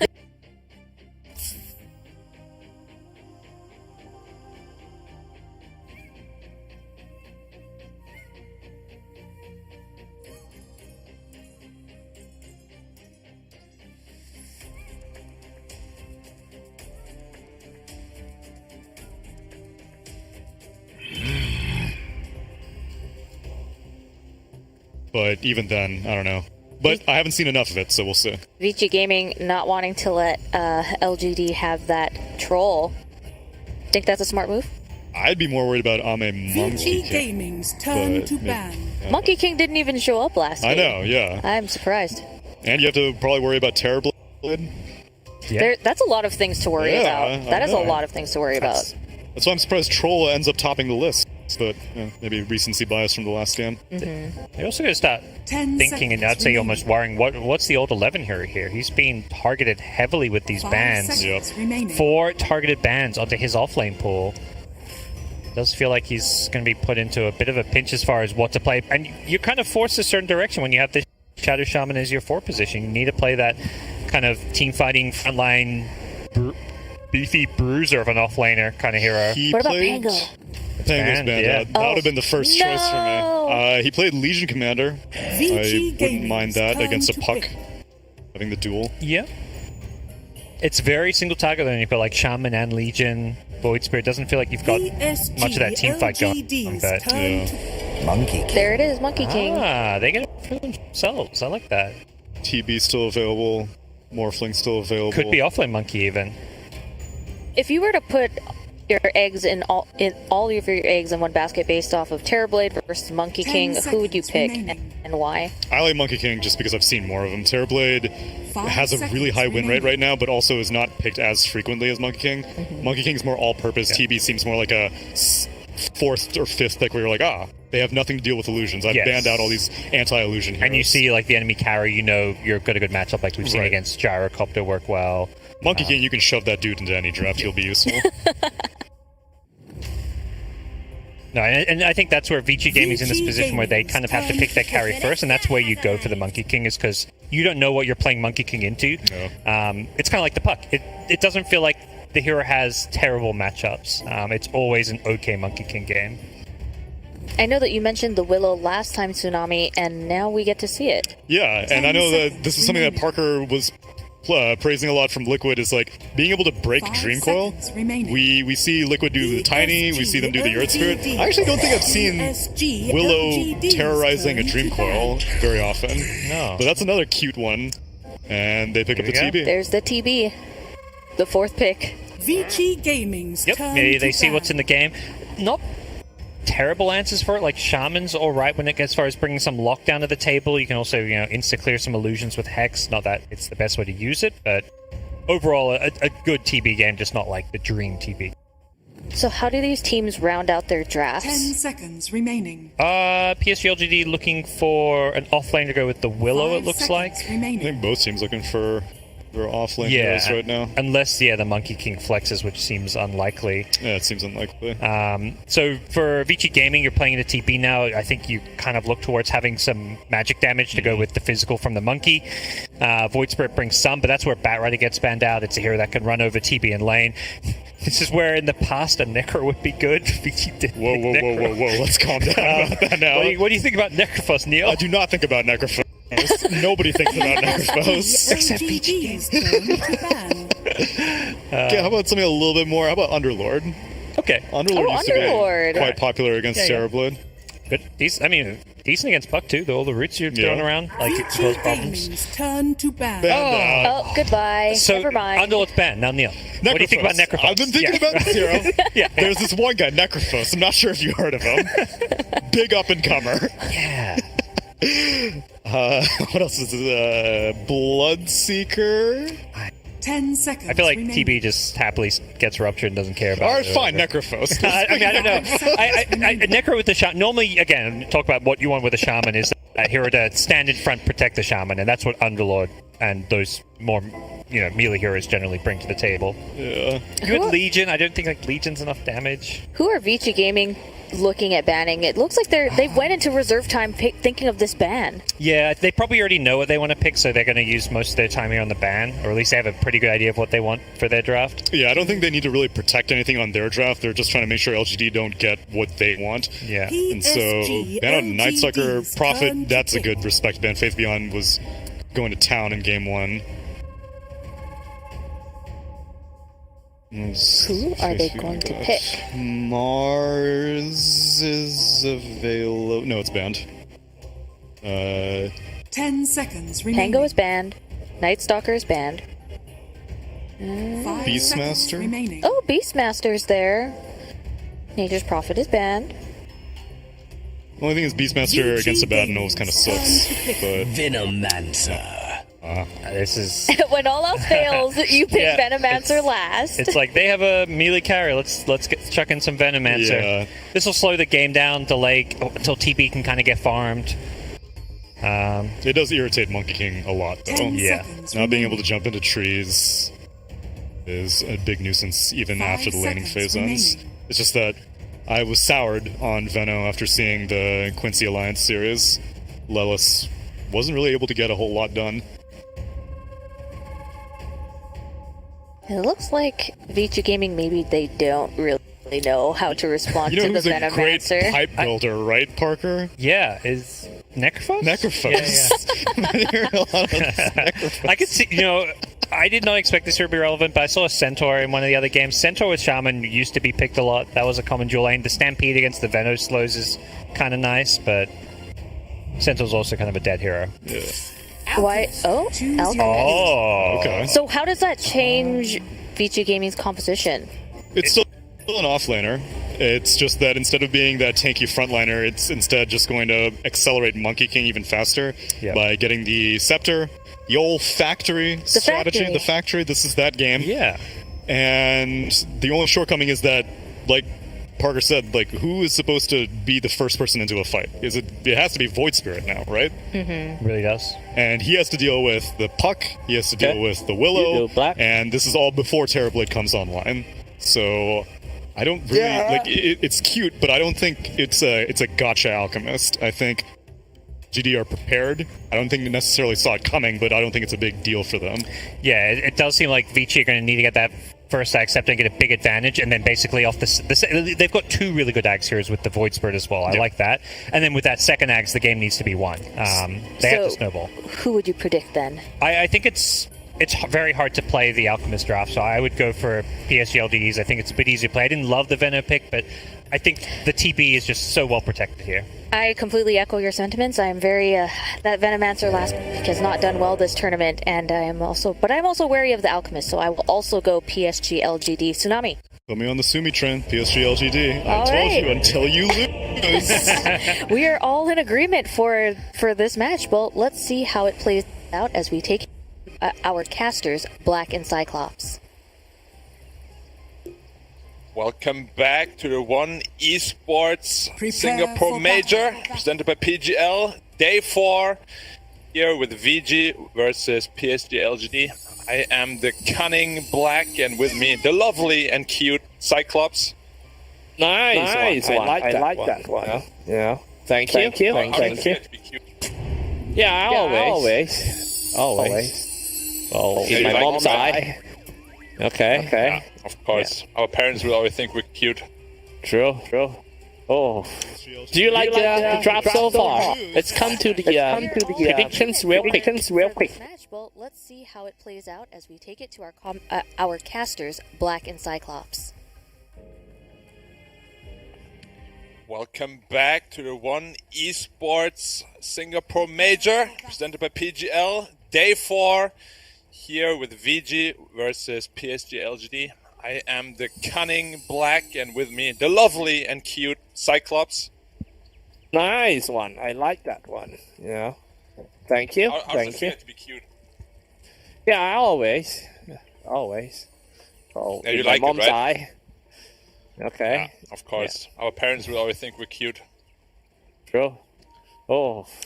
Do you like the draft so far? Let's come to the predictions real quick. I think Radiant is going to win. Radiant is going to win. Yeah. But I like Venomancer against the Monkey. And TB 100% win rate. I was about to say that it seems like the panel not so fan favorite of Venomancer because maybe the hero has a very low win rate in this tournament. Very low win rate. But I believe in Fabian. That guy is an absolute master at anything he does. He's a TI winner. You know, how can you doubt him?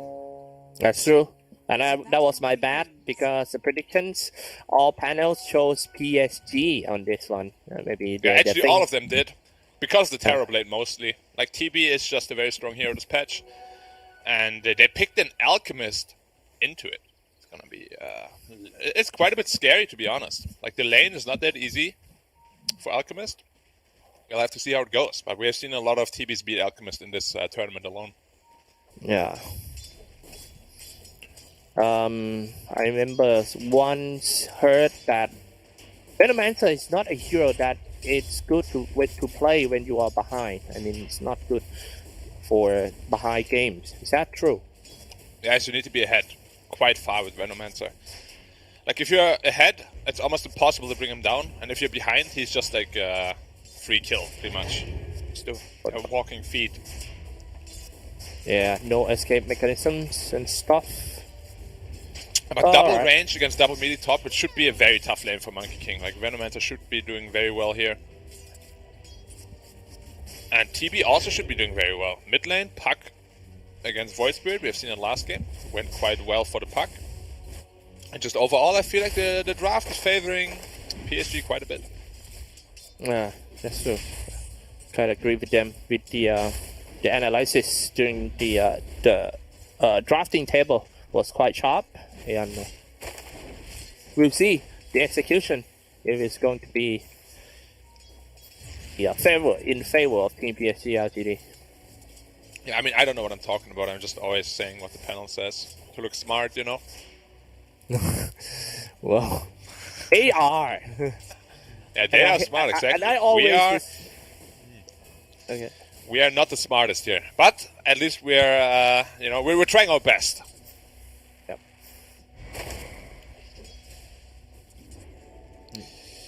Yeah, that is true. I've just been notified by production that I am on the panel sometimes, which I forgot. You know, sometimes I forget my own excellence because, you know, I'm trying to be humble, but of course, I am the best. I get reminded of it daily. All right. I need to stop. Okay. Yeah, that's got a sharp. All right, the game 2.5 minutes in. Well, the lane's going pretty passive all sides. In the middle lane, not it's a lot still of kill potential. Like maybe top lane, but you can remove the Gale with the shield. So it's just a Harris lane top, Harris lane middle, Harris lane bottom. Usually in those kind of lanes, you don't really see too many kills. Just trades of region and farm. Oh, okay. PSG.LGD. T-Blade of Army are actually 100% win rate. Oh my goodness. Yeah, I mean, any Terrorblade is 100% win rate. Because he didn't lose a single game yet, I believe, this tournament. At least on this stream. Yeah. 6 game pick so far for T-Blade. And it's just all madness. High armor, easy to farm. Good for scaling, the fastest scaling hero in the game. And tower wrecking heroes. Yeah, I'm actually really scared of Puck this game. Like, Puck Coil, they have so many combos with it. They have Terrorize. Oh, Monkey King got out of position here. Yeah. Abaddon is not there to help him, and he should just be dead. Oh, that was very aggressive by Poyoyo, despite the Abaddon going away to pull and get some stuff from the courier. Yeah. Rough start here for the Monkey King. Already 1k gold lead. Yep. Middle lane. Oh, DD bottom. That's a huge rune here for the Void Spirit, and he gets his bottle refilled as well. Top fight as well. Okay, 4 minutes in. Just now, with the kill on top, the first blood, I really like the way the Fabian Vicky doing. He's waiting in the tree line until the enemy cross the line, and going in with Venom at scale is quite scary. Another Brumber Maze might connected to a Baton, forcing him to teleport away. Yeah. But as I wanted to say earlier, like Puck Coil, this game they have Terrorize to combo with it and break the coil, and they will also have Terrorblade Agonyms. As I said it though, Elder Titan in a little bit of trouble. They don't have enough followed up damage, I believe. He should just be able to walk away. Maybe one more hit. Jensen with a Fairy Fire. It's one hit Stop. only. Echo Storm. Oh no. Oh no. Normally we don't He's see not Jensen fast enough, man. In this He's kind of focusing too much on situation. weightlifting, not enough cardio. Yeah, that's true. Normally we don't see Innocent in this kind of situations because he's always having a great early game. He is always the one who just punching people, releasing his spirits and taking control of the lane. But it looks different. Yeah, one of the weaknesses of the lane they have down there with Elder Titan and Terrorblade, if they shackle the Elder Titan, they have no way of cancelling the shackle. So he has to be very careful with his positioning, because TB can not really help him too much. Oh, gonna dive this one. Oh, Dark Blade as well, root up. A lot of Alchemist damage. dead. Innocence kill all 11. A support who killed the core. A fish who killed the fisherman. No, we call it getting briefcased. Oh, getting briefcase. Yeah. Okay. Yeah, because Elder Titan's weapon is a briefcase. It looks like it looks like an iron to me. I mean, whatever it is, it's it looks painful. Alchemist actually beat Miller, gets coiled right away. Okay. He might be dead again. There's no one here to the help him. coil, going straight for all 11. If he go down this time, he's just gonna walk back. This is not looking good. He's changing lanes, trying to find peace of mind. Still being chased by Team PSG.LGD. It seems like they already have some tactics against the O11 Alchemist. Yeah, we'll see if those tactics are good enough or not. Because this Alchemist right now is, not having the greatest game. He's now running back to bot lane, got shut out of mid lane. He doesn't want to be bot lane. He wants to be, where does he want to be? Nowhere. He has no home. Feels bad, man. Alright, Aster steps in for nothing to say. That's a lot of damage from Ori. Now this is something interesting. Will Ori perform well during the mid game, better than the previous one that he be in control all the time by nothing to say, dropping a quick dream coil no matter he goes. But we'll find out soon. But right now, PSG.LGD, nothing to say, and Innocence together doing a bottom. smoke. They got coil up. Level 5 on Alchemist still. He should just be dead. Yeah, dropping a Dream Coil for the Alchemist, and Ahmed moving in. Easy kill for him. That's a easy damage produced by everyone. And Venomancer dying again. He is having a rough game on him. He is like the lowest net worth from the cores. And that's exactly what the panel said with his Venomancer hero. Like, he can win lane, do well in lane, but as soon as the support leaves, he's just this banana guy. You know, like he keeps taunting with bananas, but he can't really do much. Out of position, he just dies instantly. No stuns. Nothing to save himself. It's gonna be rough for him. Like, if he dies a couple more times, this Void Spirit will just be on top of him the entire game and kill him. And also the way that he adding skill is quite important when you play this hero. In this case, he went for level 3 on Poison Sting at level 6. No ultimate just yet. Maybe he just want to use the slow benefits from Plague Ward level 1. Will he? Yeah, I've seen this build quite a lot. Like, usually when you have a really good game, you want to get like more levels into Gale. But this game in particular, I feel like he should have just maxed his wards, because he's against an Abaddon, and with maxed wards, it's very hard to gank Venomancers. And the Venomancers that I have seen dominate, they had maxed wards very early on. But he only one level in the wards. It's gonna be quite problematic for him to, catch back up. Yeah, and also having a ward making him has a great farm too. Yeah, but at least Terrorblade is completely free farming ahead of everybody in the game. Armin always free farming. Yeah, it seems that way, right? Armin never gets harassed in lane. I am not sure why, because his laning skills is superior, or maybe because the support is protecting him so well, but it seems to be both. Innocence is a very great support player, so he's doing a very good job of protecting him. So once Xingqiu is level 6, they have huge amounts of combo potential between this Dark Willow and the Puck. They can pretty much just kill anybody they want to. Yep. Bounty rune spawning now. It's important for Dire to secure at least 2, which I think they will. Oh, Dark Willow trying to take one. But not time. Okay, throwing at Xingqiu. Xingqiu's walking away, trying to do maybe a little bit juke, but that area would be hard to get trying away. To be out. Anyway. But getting cold. Shadow Realm died anyway. King Spree for Ori seems to be a great early game for him, unlike the previous one. He's now level 9 and excel quite fast. Yep, Dark Willow not good enough of a Yu-Gi-Oh player. He was banished to the Shadow Realm, but came out of it very quickly.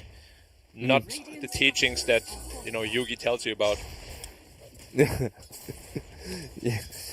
I wish I could play Yugi when I was a kid.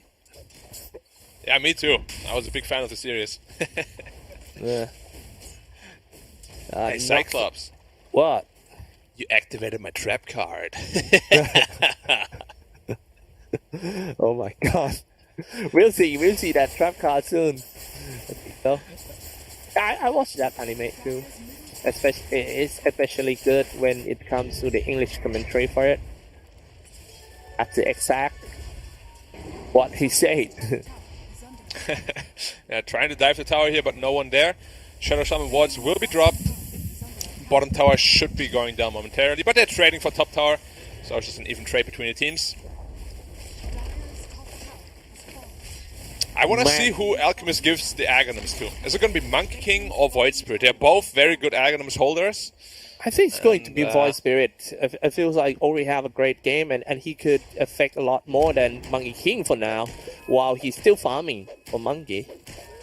That's true. I also like to give the axe to the Space Maker, the pace setter of the game. Yeah. Because he's going to be the one that makes space for the Monkey King. And then later on you can still give it to the Monkey King anyways. Alright. On the way, getting closer and closer to the first Aghanim Scepter. 11 about to get it. Yeah. And then we see Void Spirit, suddenly 10k net worth. Very balanced. Look at that. Alright, he has it now. Let's see who he's going to give it to. They're both really good candidates. It just depends on what they prioritize here. I would like to see Ori get it, but maybe they think it's better on Poyoyo. Alright. For 12 minutes in, we have a very passive game around here. People keep farming and farming, but look at that. Oh, That's going to be Ori. Aghanim Scepter now leading on the net worth, almost 10k, just like you said, Black. Now he has the Aghanim Scepter ready to fight. 3 charges of Astral Step. He started to fight right away, but he got into the Dream Coil. Need to be careful. Yes. Need to be careful. Good play there by Abaddon. Nice communication. He breaks the coil, instantly gets shielded off. Well done by them. And now the coil wasted. The biggest tool against Void Spirit is on cooldown for another minute. Now there's a lot of time for him to do whatever he wants to do, really. He's super strong at this point. Smoke up right away. Yeah, he still want to go in. And knows that Team PSG.LGD doesn't have another Dream Coil. Xingqiu is the only one who's stuck nearby. Astral Step giving some vision first. Pulls Xingqiu back into a remnant. He's trying to find some time for his teammate for Xingqiu, but that's no one come. Only Venomancer in. 11 fighting the Venomancer, and he's walking back right away. He cannot fight. It's too slow for him. Massive Pen Wars lock somebody down. He's going to be out of Titan, stuck in there. He's going to get shot off by all the snakes. But however, PSG is rooted. This simulate maybe to the higher ground. Still being chased by, nothing to say. Killing spree ended. this turns to be a disaster for Team VG. I've seen this so many times where an alchemist gives an axe to someone and the first fight just goes terribly wrong for that player. Like Ori, this fight, missed a couple of his skill shots, and it just can't happen when you go all in on one hero, you know? It's rough to see, because they were ahead by about 2k. Now, Terrorblade almost at the top of the net worth. It's going to be very scary now. He's leading over 2k net worth ahead of this Monkey King. That point is very interesting. Yeah, the one that you raised about whenever he gives the acronym to someone, and he always tends to make the mistake, maybe because of the mentality of having too aggressive thing, or too aggressive, or sometimes you think you're super strong, you know, which you are, but you're not immortal, you know. Like, you are out of position, you can still die very easily. It's not like you're suddenly have 10,000 health. It's true. 1.6k HP for Ori. Yeah, and we couldn't see the teamfight prowess here. Even though they didn't have Coil, this Dark Willow ult plus the Earth Splitter was too much damage. Terrorblade TPing in late to get the cleanup kills. Worked out perfectly for them. And now's this problem with this Alchemist, you know. He's farming for his next Aghanims, probably. Maybe goes into a Medallion first, which he did, yeah. But he's gonna be a non-factor at this point. Yeah. I mean, all he does just now in the team fight is spamming the acid spray and fighting with Venomancer for a little bit, tanking some damage for his teammates. I feel like this is a perfect role in the team fight for him. Throwing the spray, tank the damage, giving Aghanims. What else could you ask for from him?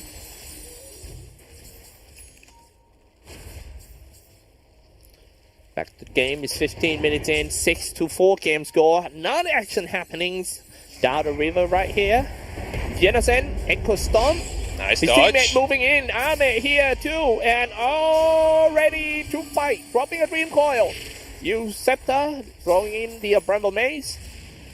And the Venomancer is playing quite brave for Fabian Vicky. He was like in the front line on time. Oh, that Illusory Orb activated the borrowed time of Abaddon. So if they want to go in the fight again, this might be quite scary for Team VC Gaming. Get Hex, get Shackle, stuck into the Mass Serpent wards. Let's see how Nothing to Say going to get away from that. He was stuck in the Balance Strike as well. Nice one by the Monkey King, but where is the Monkey? Only sent the Balance Strike. Not going to help that much, so the rest of Team VG falling back to the mid-tier 2 tower. So many skill has been spammed, ultimate as well. Nobody down yet. It's very tough to fight into. As Dark Willow and Venomancer still have their ults ready. Voidspirit going in again, pulling in the Elder Titan, but no just run away. Yeah. Just making them feel a bit nervous, you know. Be ready to press your buttons, he says. If you don't press your buttons, you will die. Be careful. Terrorblade going straight into the Aghanim Scepter, as we spoke about. Super good against Monkey King. You pop that additional ability, you fear everybody, they run away. Monkey King leaves his own Wukong command, and suddenly he is not very strong anymore. Yeah, but however, after all these times, while Terrorblade is trying to get an Aghanim Scepter, VG011 about to get the second Aghanim Scepter. Farming in the Golden Triangles, and moving from the creep wave to the NC2, but not being found. 011, he will be protected by Abaddon. He's not so far away. Probably spring down. But it seems like PSG.LGD want to commit a fight this one. Venomancer swipes themselves away. And going in once again for Team PSG.LGD. Nothing to Say, dropping a Dream Coil, trying to get that Abaddon down, but it would be a little bit waste of the damage going for Abaddon. Yeah. We've seen a couple of misuses of the Dream Coil. Like, the last 3-4 Dream Coils were all on like a single target, and they didn't really have anyone to follow up here. So I think they need to play a little bit more carefully with that, because it's the strongest setup tool they have, and they really want to make sure they get at least one kill with it every time. Yeah. Shadow Shaman out of position here. Invis Elder Titan behind. Missing a stop though. Alright. PYW inside the tree line. Jumping in. Primal Spring. Shackle. Oh. somebody down in the massive pen walls, and they're just gonna march forward, try to take down the bottom tier 2 tower, cutting down the area of farming for Terrorblade from tree to tree, from time to time. Monkey King moving in, and another down is Shin kill. Very nice diving in by that Ori. Wukong Command, welcome when somebody TB just into the party down to too. the bomb. And Ahmed, Here's Agam Scepter ready. This is the problem saver. Here we go, Ahmed. But he can't catch anyone. The rest of Team VG Gaming seems to just teleport back or retreat back just in time. All they get is one Aladdin. Nice retreat here by VG. But it was just an Aghanims, so he still has his Metamorphosis. He's still ready to fight. Our second Aghanims up on the Alchemist. Probably gonna give this one to the Monkey King. That means they will have 2 very scary cores and 1 pretty useless one. So now there's a lot of pressure on the Monkey King as well as the Void Spirit. Terrorblade actually ahead of the Void Spirit now, even though he was given an Axe Scepter. Oh my goodness, this is... I mean, within 20 minutes he giving 2 Aghanim Scepter to his teammates. I think he's gonna get 1 more in the next 10 minutes, or he should he build 1 more for his teammates, or it's time to just build item for himself? He's probably going to go Blink BKB or Blink Solar Crest, something like that. It's usually what we see. Because, I mean, the Axe are really good, of course, and Shadow Shaman as well as Abaddon, but you don't want to be a useless hero, you know? Like, you're still going to be able to buff up your cores and be a little bit of a factor in a team fight. That's a good point. And the chart looking pretty nice one as well for That's one of the best shots in the game for support purposes. A ton of health regen, a ton of attack speed. Very good for heroes like Monkey King. Alright. We'll see. This is looking pretty scary for both sides too. Coil on 2. Just a small mistake. Coil on 2, and they go in. Ahmed moving in. That's a power. That's a big Terrorblade right there. Even bigger. Be careful, the out of position. But however, oh no, Ahmed, first one to fall. He was shackled. He was tech. He was everything. And then the next one is going to be Fabian Ricky. Only few hits away for the Fabian. Definitely gonna fall down. He's trying to slow the charger with the weight. Fabian is still there. They spent too much time, however, they get that field bin down anyway. Ever Remnant connected to another support, unstable concoction release, and he's gonna get slashed down by the Ori. Triple kill for him. Man, he used all the Astral steps, turned it into 3 kills. It was way too aggressive from Radiant here. They're diving at tier 2 tower against the Monkey King that has just been given an Axe Scepter. He's way too tanky. And then Abaddon, who of course has borrowed time. There's no way they can kill either of those heroes. Backup arrives. Terrorblade, no BKB yet, so he just gets hexed and dies before he can sunder anyone. Just too aggressive. I feel like there was no need to make this kind of move because Terrorblade is still not at his peak. He needs 1 more item. And tower is still there. I mean, the mid-tier 2 tower. Next thing I know is Ahmed is standing next to the tower at the same height, very big, and just stuck there. Stuck in a massive pen walls, got shot by the tower, got shot by the walls, and also Chaco Hex.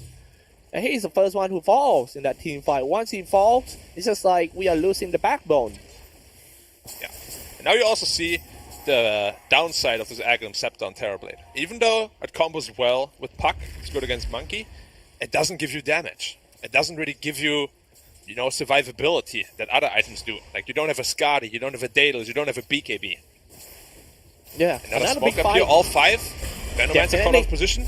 They're gonna catch that Venomancer, but that might be the only kill they can. Fear. But hey, they cannot get that Venomancer as well. Now the rest of Team PSG moving in. They're looking for a counter. Bramble Mace being used already. The rest of Team VG need to retreat. They walk back to the lower ground. Well, they admit that, okay, this one is a failed project. It's time to go back. But however, Balance Strike connected. Seems like Venomancer trying to use himself as a bait. But be very careful though. Sitting below half health, 1 Boundless Strike could potentially just kill him. That's true. Alright, 8-9 game score. A very low KPM game on this one. Yeah, just farming up on all the cores. Alchemist now getting back to a pretty respectable net worth. The game is looking very good for VG.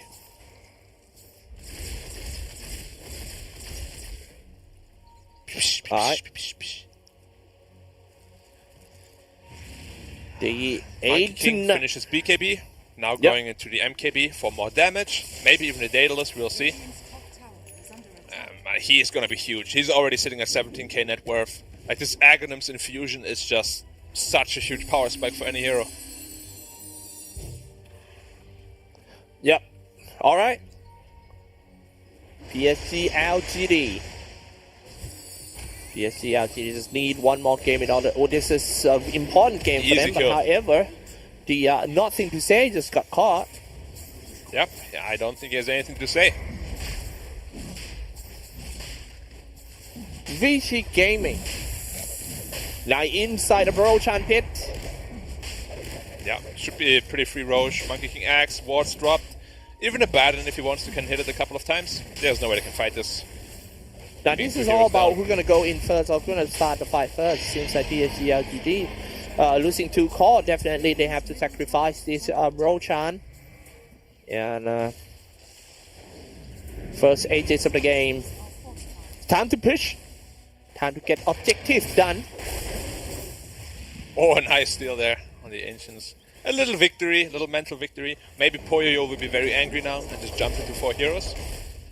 Probably not, but maybe.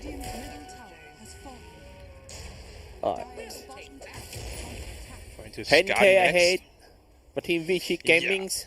Are they the way to come back in this one for Team PSG.LGD? I mean, they still have Terrorblade and a lot of combo potential with the puck, but it's looking very rough because BKBs are coming online for the Dire side, a lot of survivability items, and they have plenty of damage with the Monkey King. Puck is going in quite deep here. If you get stunned, potentially could die. Okay, oh, nice jumped escape. away just in time. Nothing to say. Oh, he's getting pulled up on the high ground potentially. Wow! What a creative Aether Remnant right there. Yeah, just drop the obstacle walls. Getting ready for the fight. I think they're gonna wrap around top tier 1 tower. Yeah, they start the fight by jumping in, deploy more string, and keep on attacking. The first one fall is Fate Being. Just like what you said. The hero has no escape mechanism at all. And the next one, Shackle, get rid of Sin Kill. Terrorblade potentially losing his 100% streak here. A very important day for Dota, guys. Oh. I mean, yeah, it's looking pretty solid for VG Gaming drafting right now, having the Acronym's Factory and the 011. Now got some item for himself, just like you said. Now he's gonna go for some tanky item build. Top lane. He gave away 2 Aghanim Scepters, and he's still ahead of Puck and Venomancer net worth. This usually means that the game is in a very rough spot for the losing team here. This Alchemist is filthy rich, and so are his other 2 cores. It's gonna be almost impossible to get back into this game. That's true. T-Blade. Well, this might be the first, like you said, the first T-Blade is going down in this one. My goodness. Yeah. They've got decent heroes to deal with him. And this Aghanim's pickup, you know, it looked really nice on paper, but potentially a BKB or Skadi could have impacted this game differently. Oh, PYW catching the puck here, and he'll just be dead again. Shadow Shaman, the king of lockdown. If you ever get caught by him as a puck, you are just going to die. There's nothing you can do. Hex is instant. Follow up with Shackle, which is like 5 seconds. You are a goner. Woo! 14k ahead. Taking control of everything for Team Vichy Gaming. In terms of towers and also the area of farming. The Visions, even though they don't have that many observer wards for Team Vichy Gaming, but if they can take down this bottom tier 2 tower, it's going to be quite hard for Team PSG.LGD to fight next. No tower to teleport down. It's kind of like a 4 protect 1 now, which is a problem because TB is very farmed, yes, but the Venomancer and Puck are very low on farm, and they're trying to threaten high ground here. The high ground defense is pretty good, so they have to respect that. Yeah. Alright. Use Scepter. Try to hold as long as possible for Team PSG.LGD. Nice but it seems like Team Vichy Gaming is ready for the high ground, holding on the edges, attacking on the bottom tier 3 towers. That's not think Team PSG.LGD could stop that unless they go into a brawl fight against them. 5v5. Not a good idea as well. Elder Titan trying to drop some Echo Stomp in order to delay the time. Here we go, Master Pen Wars as well. There's the DD top. TB picked it up. There's potentially a fight for them now. Double damage Terrorblade is very scary. He TP'd back right away, but VG Gaming is just disengaging. Yeah. Rough. It's a free Rex, and they didn't lose anything. The only thing they used was Shaman Wards, but they can easily fight without them. Monkey King still in a very aggressive posture here. This is going to be a smoke catch. They start the fight with PSG.LGD not dropping a Dream Coin just yet. Borrowed time. It seems like the support of Team VG is going to sacrifice himself, but no. One moving in, Ori kind of stuck into a Dream Coin. He Astral steps on high ground. It's so hard to catch. Everyone was so fast. Look at that monkey jumping from tree to tree. And you got another guy that can dash 1, 2, 3, 2. Effort, Remnant as well. They simulate. They can't find anything. It's like they are trying to catch VG. It's like you are trying to catching air. Yeah, and as we all know, you can't catch air. It's impossible. And Aeon Disc was also popped on the puck. I mean, it's just overall a big win for VG here. Nice unsmoked by the Abaddon. He's up in 10 seconds again, doing his job very well. And I think VG's going to be very happy to take the fight now. Yeah, maybe that's the reason why the game score is quite low on this one. The fight actually breaks out so many times, but no casualties. Nice, good pick off here. Yep, nice pick good off spell here. usage. Yep, didn't miss a single spell. Well done by him. It's a lot harder than it looks. Really? This one? Yep. Alchemist. Charging up stun, stunning himself. Yes, Cyclops, even that one was hard. A lot of potential for misplays. Yeah, especially in this such a high class. Going on a Venomous as well. You're pulling him in. Astro stepped and all set up with the U sector. Easy kill. Pull him back. Good one. See how fast his hero can just reach you. Making it look easy. And that's exactly why people hate Venomancer. He is a walking banana that just doesn't do anything if he's behind. Okay, it's time to go up to the high ground. Going in, dissimulate. Very low here. Wow, he gets blown up. Yeah, Power Strike, just one. He has no buyback. Pen Wards as well. Moving in, with, getting it all up with the acid spray. Decreasing armor, slashing by Ori. Easy kill. I'm sorry. Yeah, this game Ori, is all but over. We're going to be waiting for the... there are the magical letters. GG has been called. Again, 1-1 split series. Alchemist offlane. Working out perfectly for them. Terrorblade has been, bested. No more 100% win rate. This is once again that the game has been decided who is going to be the victorious since the drafting table. And it's not that Team PSG.LGD have... I mean, it's all about the draft. It's all about the tactics. Well, these two teams have been played since the wildcard. There are so many strategy has been revealed from two teams. And my question is, can they keep up with the new tactics coming in throughout the tournament? And maybe the panel can answer the question for you. We'll be sending it back to them. Thank you very much, Cyclops and Black. The drafting table. That's the one. And the tactics. The tactics, all too. together. Yeah. We have introduced a new mechanic into this thing. The tactics were important, because I was watching that Alchemist hand out his first Aghanim Scepter to the Void Spirit, and I was like, okay, let's see what happens. They smoke up, immediately feed, like 4 heroes. And I was like, okay, this tactic is not working. But then they just kept ramming their head into the wall. They're like, whatever. I don't really care if that gank didn't work out. Let's just keep ganking them more. VG Gaming just kept invading the Radiant half of the map, and eventually it started panning out. This Terrorblade first item Scepter seemed cute, but I guess he kind of forgot that he needed to carry the game. Yeah, for me, I'm going to have to disagree with the cast. I don't think this game came down to draft. I'm totally happy with LGD's draft. I think they completely misplayed some of these team fights. I don't know if this is one here in the mid lane, but there was one in the mid lane where E-Team missed a bunch of spells, put people to sleep when they were feared. It just felt like everything was a little bit off with LGD's execution this game for me. They had a fantastic first game, and this game, do you think maybe they got a little too comfortable?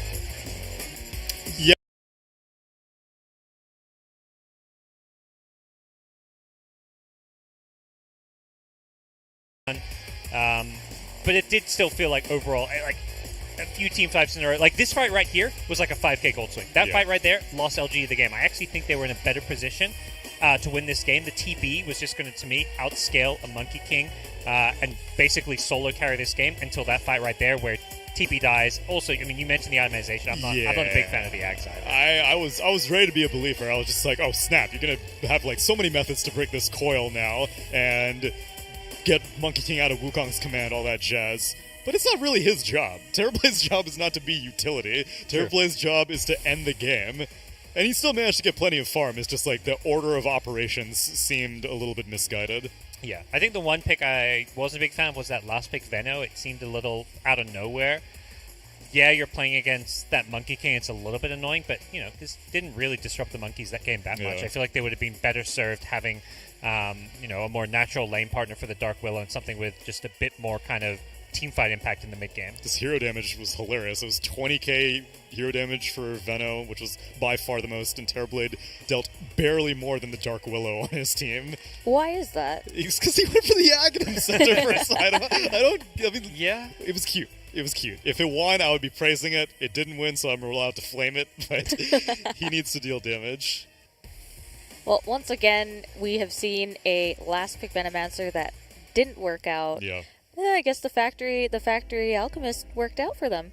I feel like a few teams, you know, you're going to watch the teams you played before you, and for a lot of people that was watching Liquid on day one win games. Probably a lot of teams saw that Venomancer like, oh, that's pretty good. We should try that, because Venno was not a pick in really any regions at all, and even in Europe, it really was kind of just a Liquid thing. So I think some teams took away this idea that Venno is this kind of cute offlaner that you can pick against certain melee cores, but I've been pretty underwhelmed by the hero most of the time. So that's the hero, though. Who is the MVP for this match? I don't know. I feel like... I can't give it to an Abaddon twice, though. I gave it to an Abaddon earlier. Okay. We can leave it to production because they have already picked the MVP. Let's take a look. Ori, okay. It's Ori on the Void Spirit.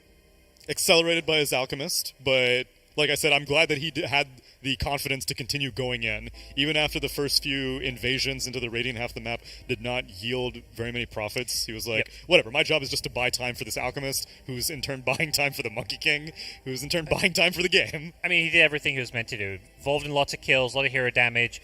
Didn't hit that many creeps, and that's good. If his, you know, that little bar on the creeps hit was low, and if that was high, you know, that's not what you want to see. Yeah, Lizard was saying that we want full bars, but sometimes it's good to have a low bar.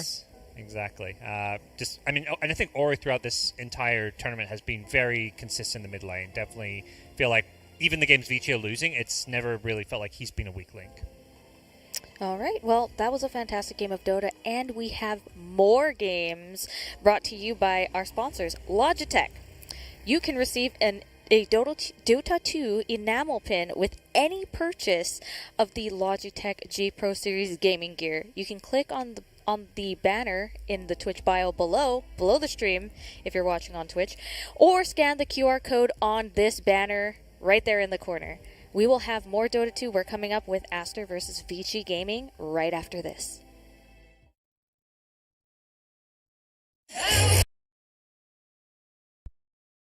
Up next, Team Aster versus Vici Gaming.